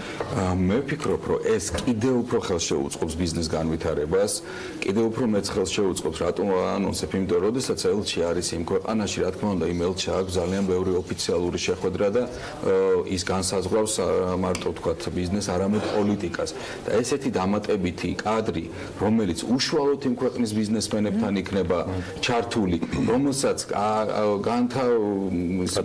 გათავისებული ექნება და იცის უკვე საქართველოს ექსპორტი, საქართველოს ბიზნესის დაინტერესება, მე ვფიქრობ, რომ ეს ზუსტად ის ხიდი იქნება, რომელიც გაცილებით უფრო მეტად ხელს შეუწყობს ჩვენ ბიზნესს.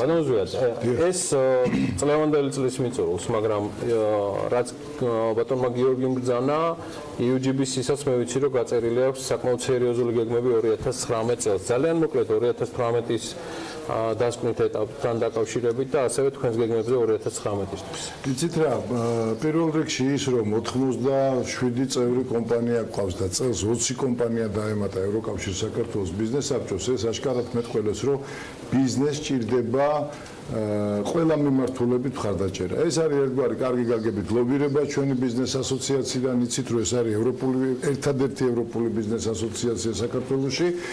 ჩვენ გვაქვს ტრიბუნა ინვესტორთა საბჭოზე, სადაც პრემიერ-მინისტრი გახლავთ თავმჯდომარე, ასე რომ ნებისმიერი საკითხი, რომელიც ბიზნესს ტკივა და თქვა პრობლემატურია, ჩვენ ეს შეგვიძლია პირდაპირ მივაწოდოთ მთავრობას. და რაც მთავარია, 2018-ში ბევრი საინტერესო საკითხი შესრულდა. პირველი ის რომ სულ ერთი კვირაა დავაფუძნეთ საინტერესო კონსორციუმი, რომელიც ენერგოს საკითხებზე იმუშავებს, ორი მიმართულებით, ეს არის შავ ზღვაზე კაბელი, რომელიც მე ვფიქრობ, რომ იქნება ძალიან საინტერესო პროექტი, მაგრამ ჯერჯერობით არის pre-feasibility studies მომზადების პროცესი. ჩვენ ახლა ვენაში შევხვდით რამოდენიმე ენერგოკომპანიას, მათ შორის კომპანია POIRS, რომელიც ევროპაში ერთ-ერთი წამყვანი ენერგოკომპანია არის, აი ამ მომზადების და თქვათ მენეჯმენტის სახით და ვფიქრობ, რომ უახლოეს პერიოდში ისინი ჩამომზადებიან სადღაც იანვრის ბოლოს და ჩვენ გავაფორმებთ თანამშრომლობის მემორანდუმს. ასევე ენერგოსტორიჯი, რომელიც ამ პროექტში შედის, ეს არის მე ვიტყოდი ძალიან საინტერესო თემა, პრაქტიკულად ჩვენ რეგიონში ესეთი ენერგოსტორიჯი არ არსებობს. ეს საკმაოდ ძვირიანი და საკმაოდ რთული მე ვიტყოდი პროექტი არის, მაგრამ ნახოთ, ჩვენ მცდელობა გვაქვს რომ ეს განმახორციელოთ. აგრეთვე მინდა აღვნიშნო, რომ აი ხა სულ ახლახან 2018-ში ჩამოვაყალიბეთ ბიზნეს დავების მონიტორინგის კომისია, რომელიც უზენაესთან სულ აი ზუსტად გუში მქონდა კონსულტაციები დილით და მივიღებთ სრულ ინფორმაციას თუ რა ხდება ბიზნეს დავების თვალსაზრისით, რომ შეგვეძლოს ერთგვარი მონიტორინგი გავაკეთოთ და ვთქვათ არის წინსვლა ამ ხრივ თუ არა. ვინაიდან ეს არის ძალიან მტკივნეული, ძალიან მნიშვნელოვანი თემა და თუ გვინდა რომ ქვეყანა განვითარდეს და ბიზნესი განვითარდეს, სასამართლო უნდა იყოს ძალიან მოტივირებული და არა მარტო სასამართლო, სახელმწიფო და ერთობლივად უნდა გაკეთდეს ისე რომ ბიზნეს არ გაუგრძელდეს ბიზნეს დავების პროცედურა, იმიტომ რომ ეს არის კატასტროფულად მძიმე მათთვის. და მესამე, რამოდენიმე თემა იყო, რომელიც ჩვენთვის ძალიან საინტერესო არის, ეს იყო ის რომ პოლონეთში გავმართეთ ჩვენ ბიზნეს ფორუმი 2018 წელს. პრაქტიკულად შეიძლება ითქვას, რომ იქიდან ველოდებით სადღაც წლის პირველ ნახევარში ასევე პოლონურ ჯგუფს და პოლონეთთან მუშაობა არის ძალიან მნიშვნელოვანი და საინტერესო, ვინაიდან ეს არის დიდი ბაზარი საქართველოსთვის. მარტო რიგი კომპონენტები რო ავითვისოთ პოლონეთში, ჩათვალეთ, რომ ჩვენი პროდუქციის, რასაც ვაწარმოებთ, 80%-ს მარტო პოლონეთი წაიღებს. ამიტომ ბევრი საინტერესო რამ იყო 2018-ში, 19-შიც ასევე როგორც აღნიშნე, ელჩებისთვის ვამზადებთ თელ პაკეტს წინადადებების, თუ რაზე შეიძლება თქვა საინვესტიციო პროექტები წარუდგინენ ადგილსამყოფელ ქვეყანაში და ასევე სრული ინფორმაცია თუ რა ხდება ბიზნესის თვალსაზრისით.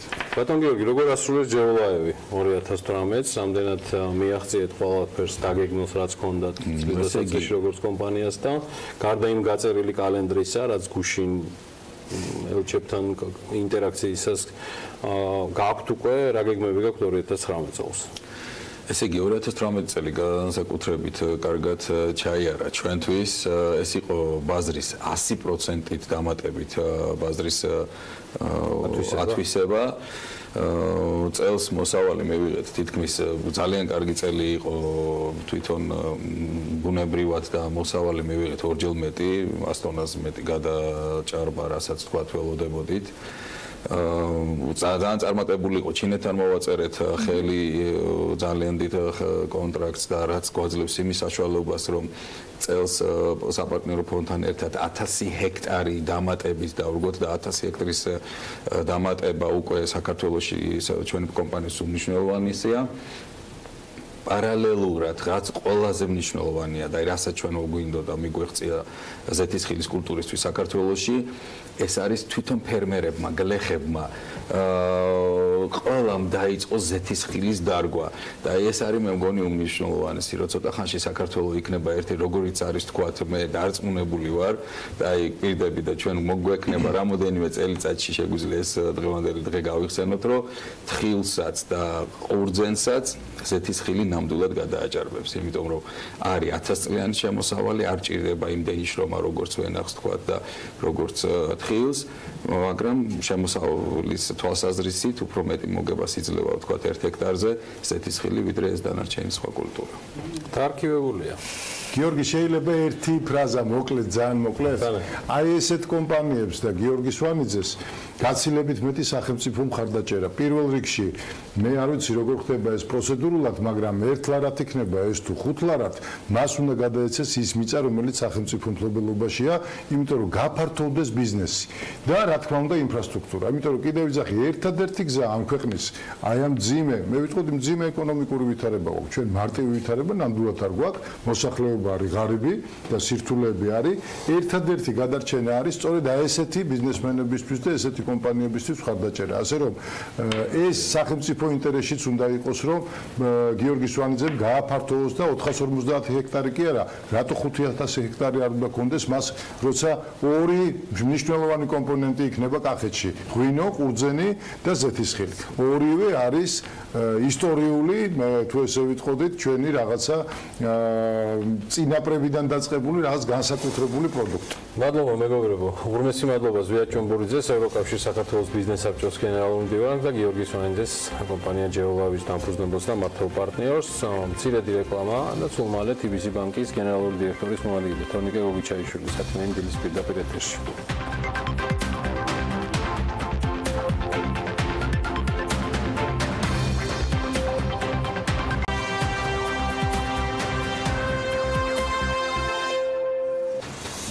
თიბისის ჯგუფი ლისის ტბის მიმდებარე ტერიტორიაზე თიბისის ახალ სათაო ოფისის და ბიზნეს ცენტრის მშენებლობას იწყებს 26-ე იუბილეზე გქონდა ამაზე საუბარი ცოტა იუბილესაც დავასწარე ვიჩქარე იმიტომ რომ ხელში ჩამივარდა ის საოცარი რენდერები და ეგ იყო მიზეზი სხვა არაფერი იუბილეზე ჯგუფისთვის კიდევ ერთი ახალი ეტაპის დასაწყის საფუძველი ამ სიტყვის პირდაპირ მნიშვნელობით ჩაეყარა 13 ჰექტარ ტერიტორიაზე გაშენებული კომპლექსი 2000 თანამშრომელზეა გათვლილი მე როცა ტიბისში ვმუშაობდი 32 კაცი ვიყავით ჩემიანად და მთლიანად ენერგოეფექტური იქნება. ენერგოეფექტურები მაშინაც ვიყავით.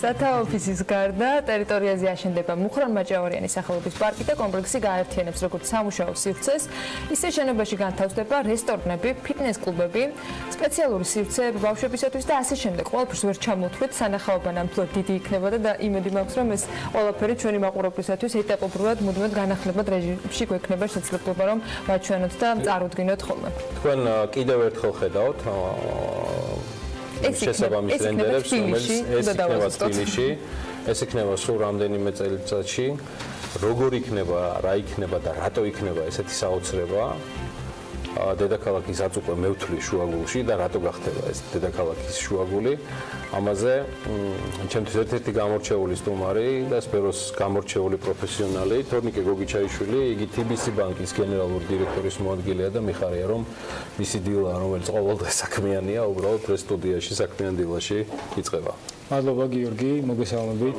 მადლობა მოგზაურობისთვის მადლობთ სტუდიაში მოწვევისთვის მივესალმები თქვენს აყურებელს. როცა პირველად საფუძველი ჩაეყარა, შეკრებილები ბანკის წარმომადგენლები ლისის ტბის მიმდებარე ტერიტორიაზე, ერთ-ერთი ხელმძღვანელი პირზე იყო ასეთი შეფასება, რომ ეს არის საეტაპო მშენებლობა და პროექტი.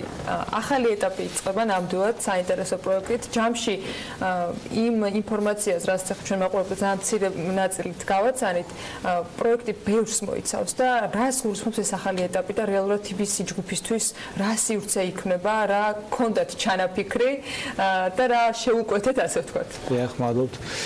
პირველ რიგში მართლა მინდა მიულოცო მთელს თბილისი ჯგუფს და ქალაქს ზოგადად ამ უნიკალური პროექტის დაწყება. ფაქტიურად, როგორც უკვე გაჟღერდა, ჩვენ გადავედით პროექტის დასკვნით ეტაპზე, რაც გულისხმობს უკვე მშენებლობის დაწყებას, როგორც გიორგი მზანა რამოდენიმე წელიწადში კონკრეტულად პრაქტიკულად კი 3 წელიწადში დასრულდება ეს პროექტი და ვფიქრობ, რომ ქალაქს კიდევ ერთი ღირსშესანიშნავი ობიექტი შეემატება. რაც ყველაზე მნიშვნელოვანია, ეს არ იქნება მხოლოდ თიბისის, ეს იქნება ღია კამპუსის ტიპის საზოგადოებისთვის გახსნილი ადგილი, რომელიც სხვადასხვა მრავალფუნქციური კომპლექსი იქნება და სხვადასხვა დაწესებულებებისგან შედგება. თუ რატო იქნება უნიკალური? იყო ეს ნათქვამი, რომ ბიზნესს რაც კი დაჭირდება, ყველაფერი მოიყრეს თავს. ეს რას გულისხმობს და რა ტიპის ბიზნესებზე და ვიზიარებს? ეს სივრცეები, მაგრამ ნიშნავს თუ არა თორნიკე ეს მნიშვნელოვნად, რომ სათაო ოფისი თიბისის ინაცვლებს ლისზე. აი, მახსენეთ. აი, ეგ მაინტერესებს. როგორც გითხარით, ეს კომპლექსი იქნება 9 სხვადასხვა შენობიდან წარმოდგენილი. აქ განთავსდება კულტურული ჰაბი, რომელიც გაერთიანებს გალერეებს, კაფე-რესტორნებს, სპორტულ გამოჯანსაღებელ ცენტრებს. აქ იქნება ასევე საბავშვო ბაღი. აქ ასევე იქნება ინოვაციების ლაბორატორია, რაც გულისხმობს და დიდი იმედი გვაქვს, რომ ძალიან ბევრ ახალ იდეას ჩაეყრება საფუძველი და ის იქნება იდეების გენერატორი. იქნება შესაძლებლობა სტარტაპერებს, მეწარმეებს მოვიდნენ და მათთვის მიიღონ ინტელექტუალური დახმარება, მათ შორის ინფრასტრუქტურაც და დამეთანხმებით ჩვენი ეკონომიკისთვის ზუსტად ეს სფერო არის ძალიან მნიშვნელოვანი. და ბოლოს მათ შორის იქნება თბილისის სათაო ოფისი, რომელიც დაიტევს 2200 თანამშრომლამდე. სივრცე იქნება სრულიად განსხვავებული, რაც ჩვენ აქამდე გვინახავს პრინციპში ტენდენცია არა მარტო ბანკები, არამედ ზოგადად ბიზნესები ცდილობენ გახსნილი ტიპის ოფისების შექმნან, ეგრეთ წოდებული open space-ები, რაც მეტ განვითარების შესაძლებლობას აძლევს თანამშრომლებს, ბევრად უფრო კომფორტულია, ისინი არ არიან კონკრეტულ სამუშაო ადგილზე, ესე ვთქვათ, მიჯაჭვულები, მათ შესაძლებლობა იქნება სხვადასხვა სივრცეები გამოიყენონ, მათთვის მეტი აქტივობა გამოდიახ. ასევე უნიკალური იმით არის ეს პროექტი, რომ როგორც უკვე აღინიშნა 80-20 პრინციპით აშენდება. ეს არის 13 ჰექტარზე, როგორც გიორგიმ დაანამ გაშენდება და მხოლოდ 20% იქნება ათვისებული ფუტპრინტი თვითონ შენობისთვის, დანარჩენი სრულად დაეთმობა რეკრეაციას და ლანდშაფტს. ადგილიც სწორედ მაგიტო იქნა შერჩეული გიორგიმ დაანამ, რომ ქალაქის ცენტრი იქნება, მაგრამ მაინც დღეს შედარებით მოშორებულია, ფერდობზე არის, სუფთა ჰაერი არის და თვითონ დიზაინიც ინსპირაცია მოდის შატილიდან, სოფელი შატილიდან. ესე როგორ შეირჩა და გადაწყდა თორნიკე, ცოტა მეტი მოგვიყევი ამ დიზაინთან დაკავშირებით. ცალკე სალაპარაკო ამბავია. ის იყო თუ არა რაც დაუკვეთეთ და მე მიიღეთ. ფიქრობ, რომ ზუსტად ის იყო, ეხლა ყოველთვის ართულია, რომ ზუსტად ის იყო, იმიტომ რომ არქიტექტურას ძალიან ბევრი დიდი დრო დაიხარჯა ამაში კვლევაში, თუ როგორი უნდა ყოფილიყო, სად უნდა ყოფილიყო, რა უნდა გაკეთებულიყო. შეირჩა ჰოლანდიური კომპანია Ion Studio, რომელსაც მსოფლიოს სხვადასხვა კონტინენტებზე და ახლობით 70 ქალაქში აქვს ძალიან ესე ვთქვი, წარმოსადეგი შენობები გაკეთებული და ამ კომპანიამ შეისწავლა, ასე ვთქვათ, თიბისის წარსული 27 წლის არის ხო უკვე თიბისის ფაქტურად დამოუკიდებელი საქართველოს თითქმის იმხელა არის ეს კომპანია და ღირებულებებით რითიც აქამდე მოვიდა, რა არის სტრატეგია კომპანიის, როგორ უნდა გავითარდეს და ამ ყველაფერზე დაყნობით იქნა ინსპირაცია იქნა აღებული შატილიდან, შატილის კომპლექსიდან და გადმოთარგმნილი უკვე ესე ხმაურება თანამედროვეობაში, შენობა ძალიან ულტრა თანამედროვეა ერთი შეხედვით, მაგრამ ჩვენ ისტორიას ეხმაურება კარგად თვითონ შატილის კომპლექსს თუ გავიხსენებთ ის მთლიან ბუნებაში ეკოსისტემაში ძალიან კარგად არის ჩაწერილი, რომელიც წარმოდგენილია ტერასულად და დიდი ფართოავნებით. იგივე პრინციპი არის პრინციპში გამოყენებული ამ ჩვენს ახალ პროექტში და სახურავებზე განთავსდება ასევე ბაღები და ვფიქრობთ, რომ ძალიან ლამაზ რაღაცას ვფიქრობთ, რომ თავარი ეტაპი დასრულებულია, მაგრამ ეხლა ნაწილობრივ ახსენეთ, რაც ნიშნავს თავარი ეტაპის დასრულება, იმიტომ რომ წინ ძალიან დიდი სამუშაო პროცესი იყო, მოკვლევის, შერჩევის და ასე შემდეგ. პროექტირების. მაყურებლისთვის შეიძლება ეს ცოტა უხეშ შეჯღერდა, მერც მშენებლობა ჯერ ეხლა რამდენიმე 2 დღის წინ დაანონსდა. ერთი არის არქიტექტორი, რომელიც მოკვდა, მეორე მშენებელი კომპანია. ვიცი რომ საერთაშორისო კონკურსი იყო გამოცხადებული, მათ შორის არქიტექტურის შერჩევაზე და მშენებლობაზე. აი ასეთი დამოკიდებულება და ასეთი პრინციპებით კიდევ რა თქვა დეტალები და ზუსტად და წინასწარ რა შეგიძლიათ გითხრათ ვინ ააშენებს და როგორ არის გაწერილი გეგმა მშენებლობა საკმაოდ დიდი კომპლექსია დაახლოებით კი არა 70000 კვადრატი არის ასაშენებელი ჯამში ეს არ არის პატარა ობიექტი მშენებლობაც სხვადასხვა ეტაპს მოიცავს კონკურსის წესით მიმდინარეობს სამშენებლო კომპანიების შერჩევა ჩვენი პრეფერენცია რა თქმა უნდა იქნება ადგილობრივ სამშენებლო კომპანიებზე ფოკუსირება თუმცა თუ დავინახავთ იმიტომ რომ საკმაოდ რთული ელემენტები არის ბევრი გასაკეთებელი ხარისხის კომპონენტი ძალიან მნიშვნელოვანია და იმ კომპონენტებს რაზეც უბრალოდ ადგილობრივი სამშენებლო კომპანია ვერ გაზრდება მხოლოდ მაგ შემთხვევაში მოვიცავთ ჩვენ საერთაშორისოს რაც შეეხება სამშენებლო ელემენტები ვახსენე და აუცილებლად ვფიქრობ უნდა ვთქვა რომ ეს ობიექტი ამავდროულად იმითი არის უნიკალური რომ ის არის ეკომეგობრული და რას ნიშნავს ეს ეკომეგობრულობა აქ იქნება ისეთი კომპონენტები გათვალისწინებული მაგალითად წყლის ეფექტური გამოყენება რომელიც ტექნიკურ წყალს შეაგროვებს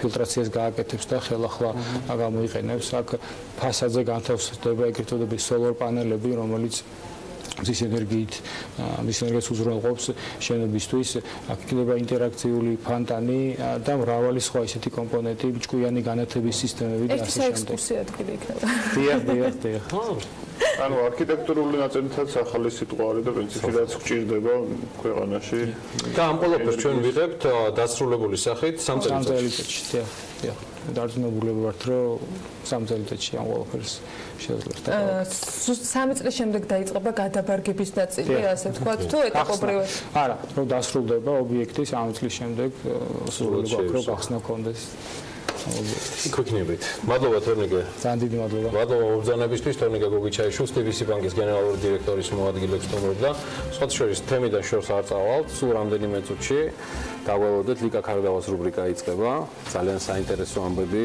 და ძალიან საინტერესო სიახლეებით.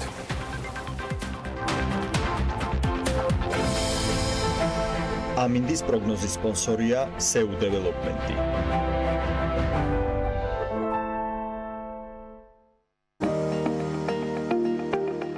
ამინდის პროგნოზის სპონსორია სადაზღვევო კომპანია უნისონი. თავისუფალი დაზღვევა თქვენი სიმშვიდისათვის.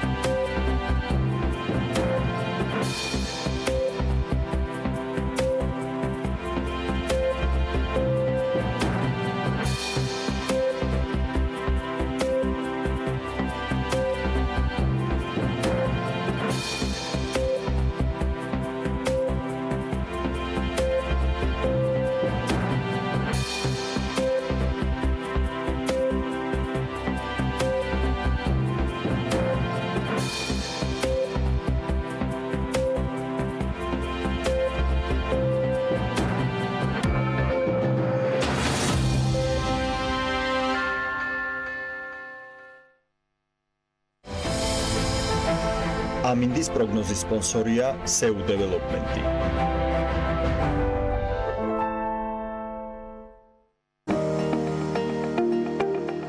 ამინდის პროგნოზის სპონსორია სადაზღვევო კომპანია უნისონი. თავისუფალი დაზღვევა თქვენი სიმშვიდისათვის.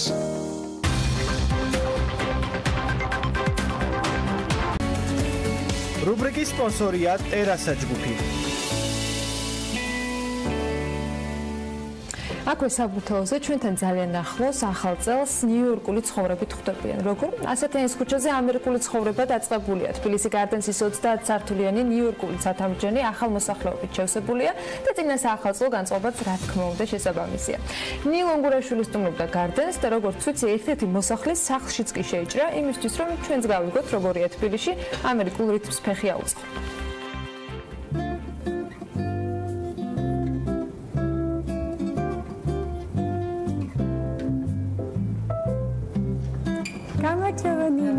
მადლობა რომ მოხვედი. მე ვადრა შენი მასპინძელი, მინდა დაგათვალიერებინოთ ჩვენი ახალი საცხოვრებელი ადგილი, ესეთი ჩვენი არაჩვეულებრივი ნაძვის ხე, რომელიც საახალწლო განწყობას ქმნის.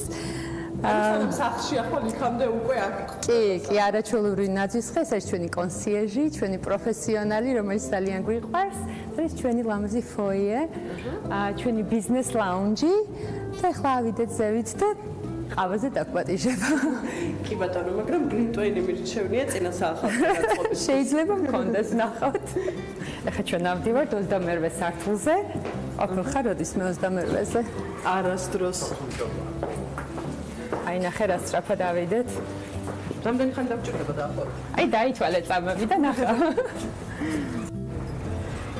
აი მოვედით, დაითვალე წამები? კი და დაახლოებით 40 წამში. 40. ძალიან სწრაფი ლიფტი გვაქვს. მოკლედ 20 წელი ცხოვრობდით ნიუ-იორკში ჩვენ. და გადმოვედით რამოდენიმე თვის წინ. რადგან ცხოვრობდით ტყუპებს.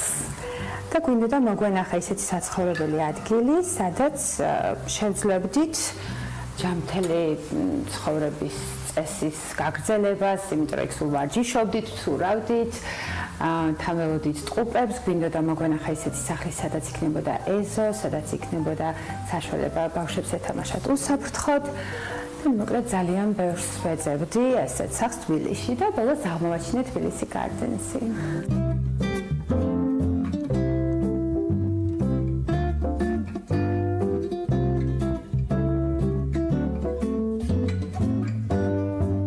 უპირველეს ყოვლისა მინდა აღვნიშნო ის ფაქტი, რომ რამოდენიმე თვეა უკვე აქ ცხოვრობთ და ყოველ დღე ვწმუნდები იმაში, რომ ჩვენი გადაწყვეტილება იყოს სწორი. მთელი ცხოვრება, როდესაც ბრუნდებოდი სახლში, თუნდაც ამერიკაში, როდესაც ცხოვრობდით, 20 წელი ცხოვრობდით, ყოველთვის მინდოდა მომენახა ისეთი სახლი, სადაც გამიხარდებოდა დაბრუნება და ეს განცდა ზუსტად აქ. აი მოვდივარ და მიხარია სახლში მოსვლა, იგივე განცდა ჩემს მეუღლეს. დაცული გარემო, პროფესიონალიზმი, რომელიც იგრძნობა სულ თავდაპირველად, როდესაც შემოდიხარ ბაღში, ხდება დაცვა, როდესაც ვიღაც სტუმარი მოდის, გაცნობებენ ამის შესახებ, კონსიეჟი, რომელიც არის ძალიან მეგობრული და ნებისმიერ დროს შემიძლია მიმართო თუ რამე მჭირდება, პერსონალი, მენეჯმენტის ჯგუფი, აი ყველა არის არაჩვეულებრივი და ჩვენ ზოგადად რაღაც მივეჩვიეთ ესეთ კარგ სერვისს ამერიკაში და აქეთ რო წამოვედით, მეგონა რომ გაგვიჭირდებოდა ესეთი რაღაცის მონახვა და როგორც გითხარი, ანუ ძალიან ბევრი ვეძებეთ გვინდა და მოგვენახა ისეთი ადგილი, რომელიც ამას შემოგთავაზებდა ამ პროფესიონალიზმის განცდას და ეს არის სწორედ თბილისი გარდენსში.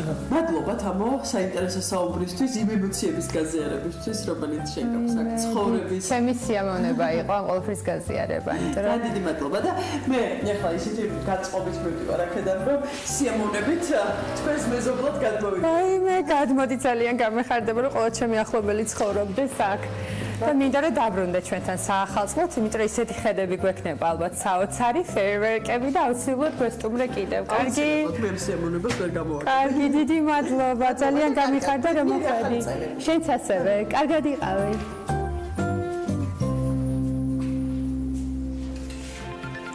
მე კი თქვენი არ ვიცი ამ კითხვის პასუხს კიდევ უფრო მეტად თუ რამე დაგაინტერესებთ ახლა ლიკა ქარდავას და მის სტუმართან ერთად მოვისმენთ დღეს პროპერტი ჯორჯიაჯის დამფუძნებელი და მმართველი თელა მინაძის თბილისი გარდენსის მარკეტინგის დირექტორის მასპინძლობს მოგესალმებით.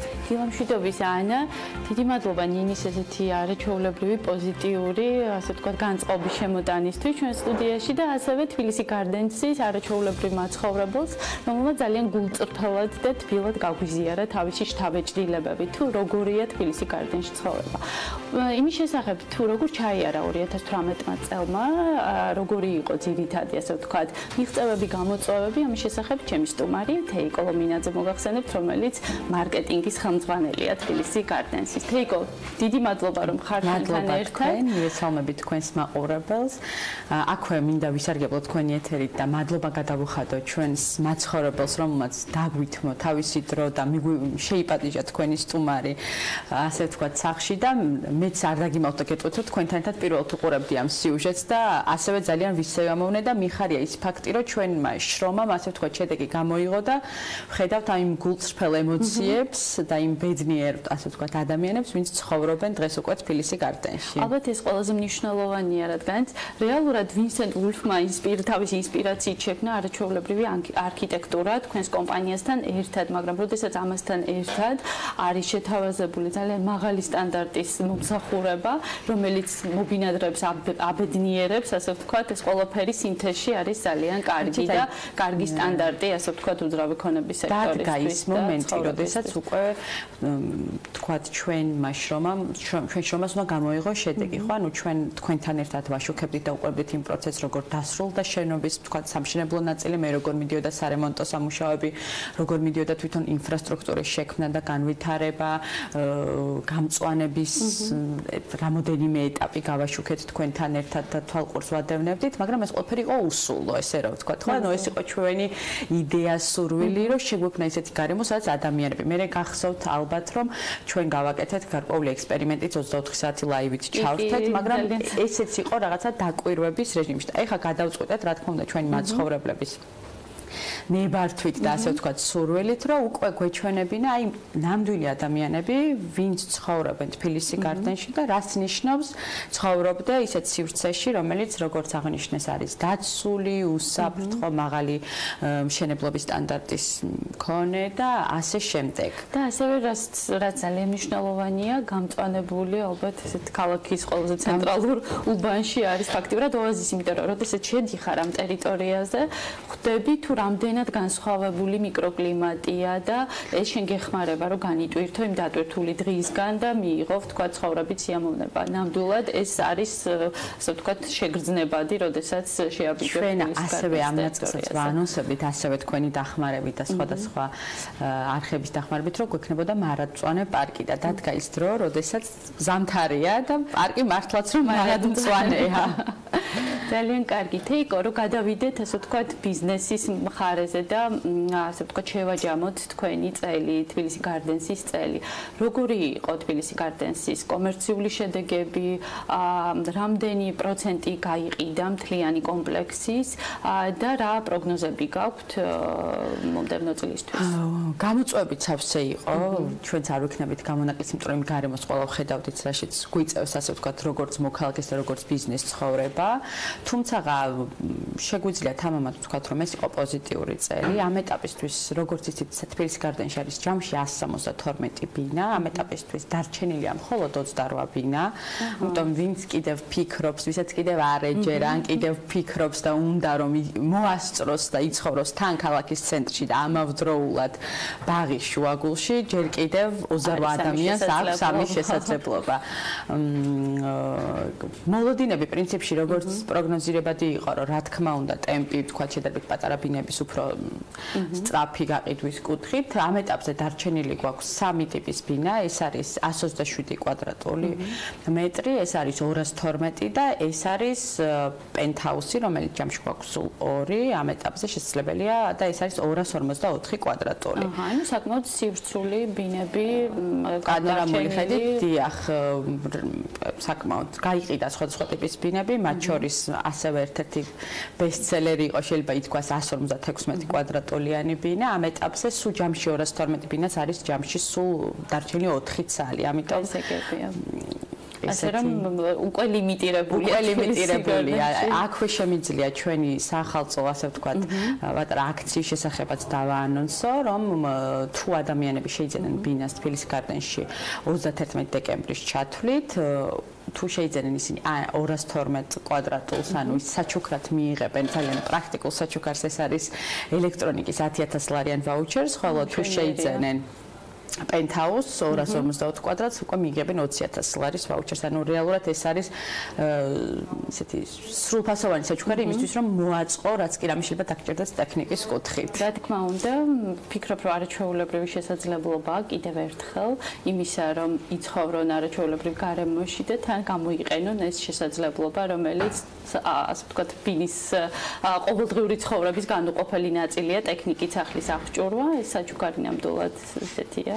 პრაქტიკული და კარგი დიახ, ბევრს ფიქრობდი და მე მაინც გადავწყვეტეთ, რომ პრაქტიკული საჩუქრიდან ძალიან კარგი. თეიკო, კიდევ ერთი შეკითხვა, რაც მაინტერესებს, ძირითადად რა ეროვნების რომელი ქვეყნიდან არიან თქვენთან წარმოდგენილები, მობინადრეები? ჩვენი მოცემული მომენტისთვის გაყიდული ბინების 70%-ს წარმოადგენენ ქართველები, რომლებიც ყიდულობენ საცხოვრებლად.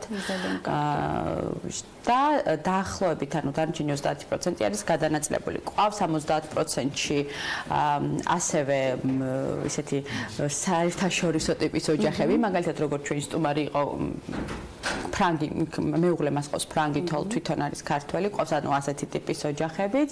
პრინციპში შემიძლია ვთქვა, რომ ამ ეტაპისთვის საკმაოდ ისე იტალია, პოლონეთი, უკრაინა ისე საკმაოდ ინტერნაციონალურად არის წარმოდგენილი, დიახ, დაკომპლექტებული, თუმცა აქვე კიდევ ერთხელ აღნიშნავ, რომ ძალიან მიხარია, რომ კიდევ ერთი მიმართულება, რომელიც ჩვენ ვცდილობდით, რომ შეგვექმნა კარგი სამეზობლო, აი ამასაც მოცემული დღევანდელი ვთქვათ მოცემულობით ვფიქრობთ რომ შევძელით, იმიტომ რომ ყველა ჩვენ ბინადარი ყიდულობს საცხოვრებლად, ყველა ბინა რომელიც არის გაყიდული არის აქტიური. პრინციპში დაახლოებით 60 ოჯახი უკვე ინტენსიურად ცხოვრობს, დანარჩენიც მე ვფიქრობ რომ ინტენსიური რემონტებით მაინც ახალ წელს მოასწრებენ, რომ ახალ ბინაში შევხვდნენ, გადმოვიდნენ და უკვე კორპუსი შეიძლება ითქვას რომ არის ცოცხალი. ამას თვალითაც ვადევნებთ, როდესაც ღამე უკვე ბნელდება, ინთება ფანჯრები და თან ეს შენობა მართლა ქალაქის ბევრი კუთხიდან ჩანს. ძალიან კარგი, ესე იგი სიცოცხლით სავსეა თბილისი გარდენსი. დიდი მადლობა თეიკო. ესეც საინტერესო, ასე ვთქვათ, სტუმრობისთვის, თბილისი გარდენსის შესახებ საუბრისთვის. ჩვენი კომპლიმენტები კიდევ ერთხელ ვინსენტ ვულფს, რომლის ინსპირაციითაც შეიქმნა ამერიკული ცათამბჯენი. დიდი მადლობა წარმატებები 2019 წელს. მაყურებელს კი დიდ მადლობას მოვუხდი იმისთვის, რომ ყოველთვის გვითმობს დროს და ინტერესით უყურებთ ჩვენს რუბრიკას და ტრადიციულად გონივრულ ინვესტიციას ვუსურვებთ უძრავ ქონებაში. მადლობა ლიკა ქარდაოს და მის სტუმარს, პროფიტი ჯორჯიჩის დამფუძნებელი და მმართველი დღეს თეალომინაძეს, თბილისი გარდენსის მარკეტინგის დირექტორს მასპინძლობდა და არაჩვეულებრივ შესაძლებლობა ახალ წლამდე, რომ დაინტერესებულმა ადამიანებმა ნიუ-იორკულ ცხოვრებას ფეხი თავადაც აუწყონ და გამოიყენონ ეს შანსი, რომ იცხოვრონ თბილისის ცენტრში სრულიად მწვანე გარემოში და არაჩვეულებრივად მოწყობილ ამ ინფრასტრუქტურაში. ვიდრე მაყურებელს დავუშვებით, ერთგვარად თემატიკას გავაგრძელებთ. მწვანე გარემო მთელ მსოფლიოში საცხოვრებელთან ერთად ძალიან მნიშვნელოვანი და საინტერესოა. მიუხედავად იმისა, რომ სიმწვანეში და ბუნებაში ცხოვრება არც ისე მარტივი მოსაძიებელი ადგილი არის, მაინც ახერხებენ ზოგიერთ შემთხვევაში, რომ ასეთი ადგილები შექმნან და შეიქმნას თავად არქიტექტურული ნამუშევრები, რომლებიც ამ კრიტერიუმებს აკმაყოფილებენ. ანუკა ჯოხაძემ გადახედა პარიტრას მსოფლიოს მასშტაბით. Forbes-ის ვერსიით ყველაზე დიდი ქალაქი 2025 წელს მოსახლეობის რაოდენობით ტოკიო იქნება, სადაც 36 მილიონი ადამიანი იცხოვრებს. ამჟამად ტოკიოში 15 მილიონი კაცი ცხოვრობს. მოქალაქეები კი იმ ბინებს, სადაც არ ცხოვრობენ, ხშირად მსურველებს უფასოდაც სთავაზობენ. მიუხედავად იმისა, რომ ქალაქში ყოველდღიურად ვხედავთ ახალი თანამედროვე არქიტექტურის დიზაინის სახლებს, რომლებსაც ადგილობრივები ყიდულობენ, ტოკიოში მაინც არსებობს ისეთი სახლები, სადაც არავინ ცხოვრობს. უფრო მეტიც, ქალაქში თითქმის ყოველი მეათე სახლი ცარიელია.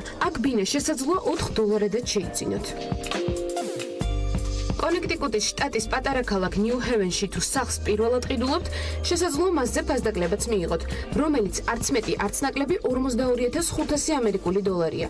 თუმცა ეს ყველაფერი არ არის. სახლის პირველად ყიდვის შემთხვევაში თქვენ $10,000 ამერიკულ დოლარსაც მიიღებთ, რითაც გადასახადების დაფარვას შეძლებთ. ნიუ-ჰევენის მასწავლებლები, პოლიციელები, მეხანძრეები და ჯარისკაცები დამატებით $2,500 ამერიკული დოლარის ფასდაკლებითაც სარგებლობენ. არც ისინი ავიწყდება ქალაქის მერიას, რომლებიც ცდილობენ ბინები ენერგოეფექტური გახადონ და მათთვის $30,000 ამერიკული დოლარის ოდენობის ფასდაკლება მოქმედებს. ოკლაჰომას შტატში მდებარე ქალაქ ტალსაში კი საგანგებო დისტანციურად მომუშავე ადამიანებისთვის პროგრამა ტალსა რემოუთი მოქმედებს, რომლის საშუალებითაც დისტანციურად მომუშავე ადამიანებს $10,000 ამერიკულ დოლარს თავაზობენ, რათა მათთვის საცხოვრებელი სახლის ხშირი ცვლილება მარტივი და კომფორტული იყოს. პროგრამის ფარგლებში დაფინანსებულმა მაცხოვრებლებმა 1 წლის განმავლობაში ქალაქ ტალსაში აუცილებლად უნდა იცხოვრონ. ფასდაკლება კი მხოლოდ 3 თვის განმავლობაში გრძელდება. შემდეგ ბინის ქირის გადახდეს ისინი უკვე თავად აგრძელებენ, რაც აქ ყველაზე იაფია.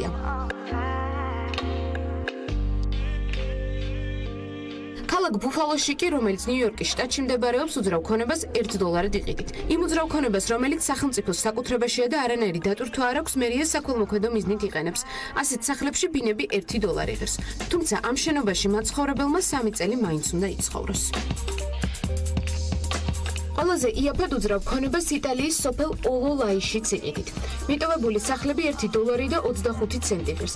ამ სოფელში მოსახლეობის სწრაფი გადინება ხდება. ბოლო 50 წლის განმავლობაში სოფლის მაცხოვრებლების რიცხვი 2250-დან 1300-მდე შემცირდა. შესაბამისად, ოლოლაიში ბინების დაბალი ფასი მოსახლეობის მოსაზიდად დაწესდა.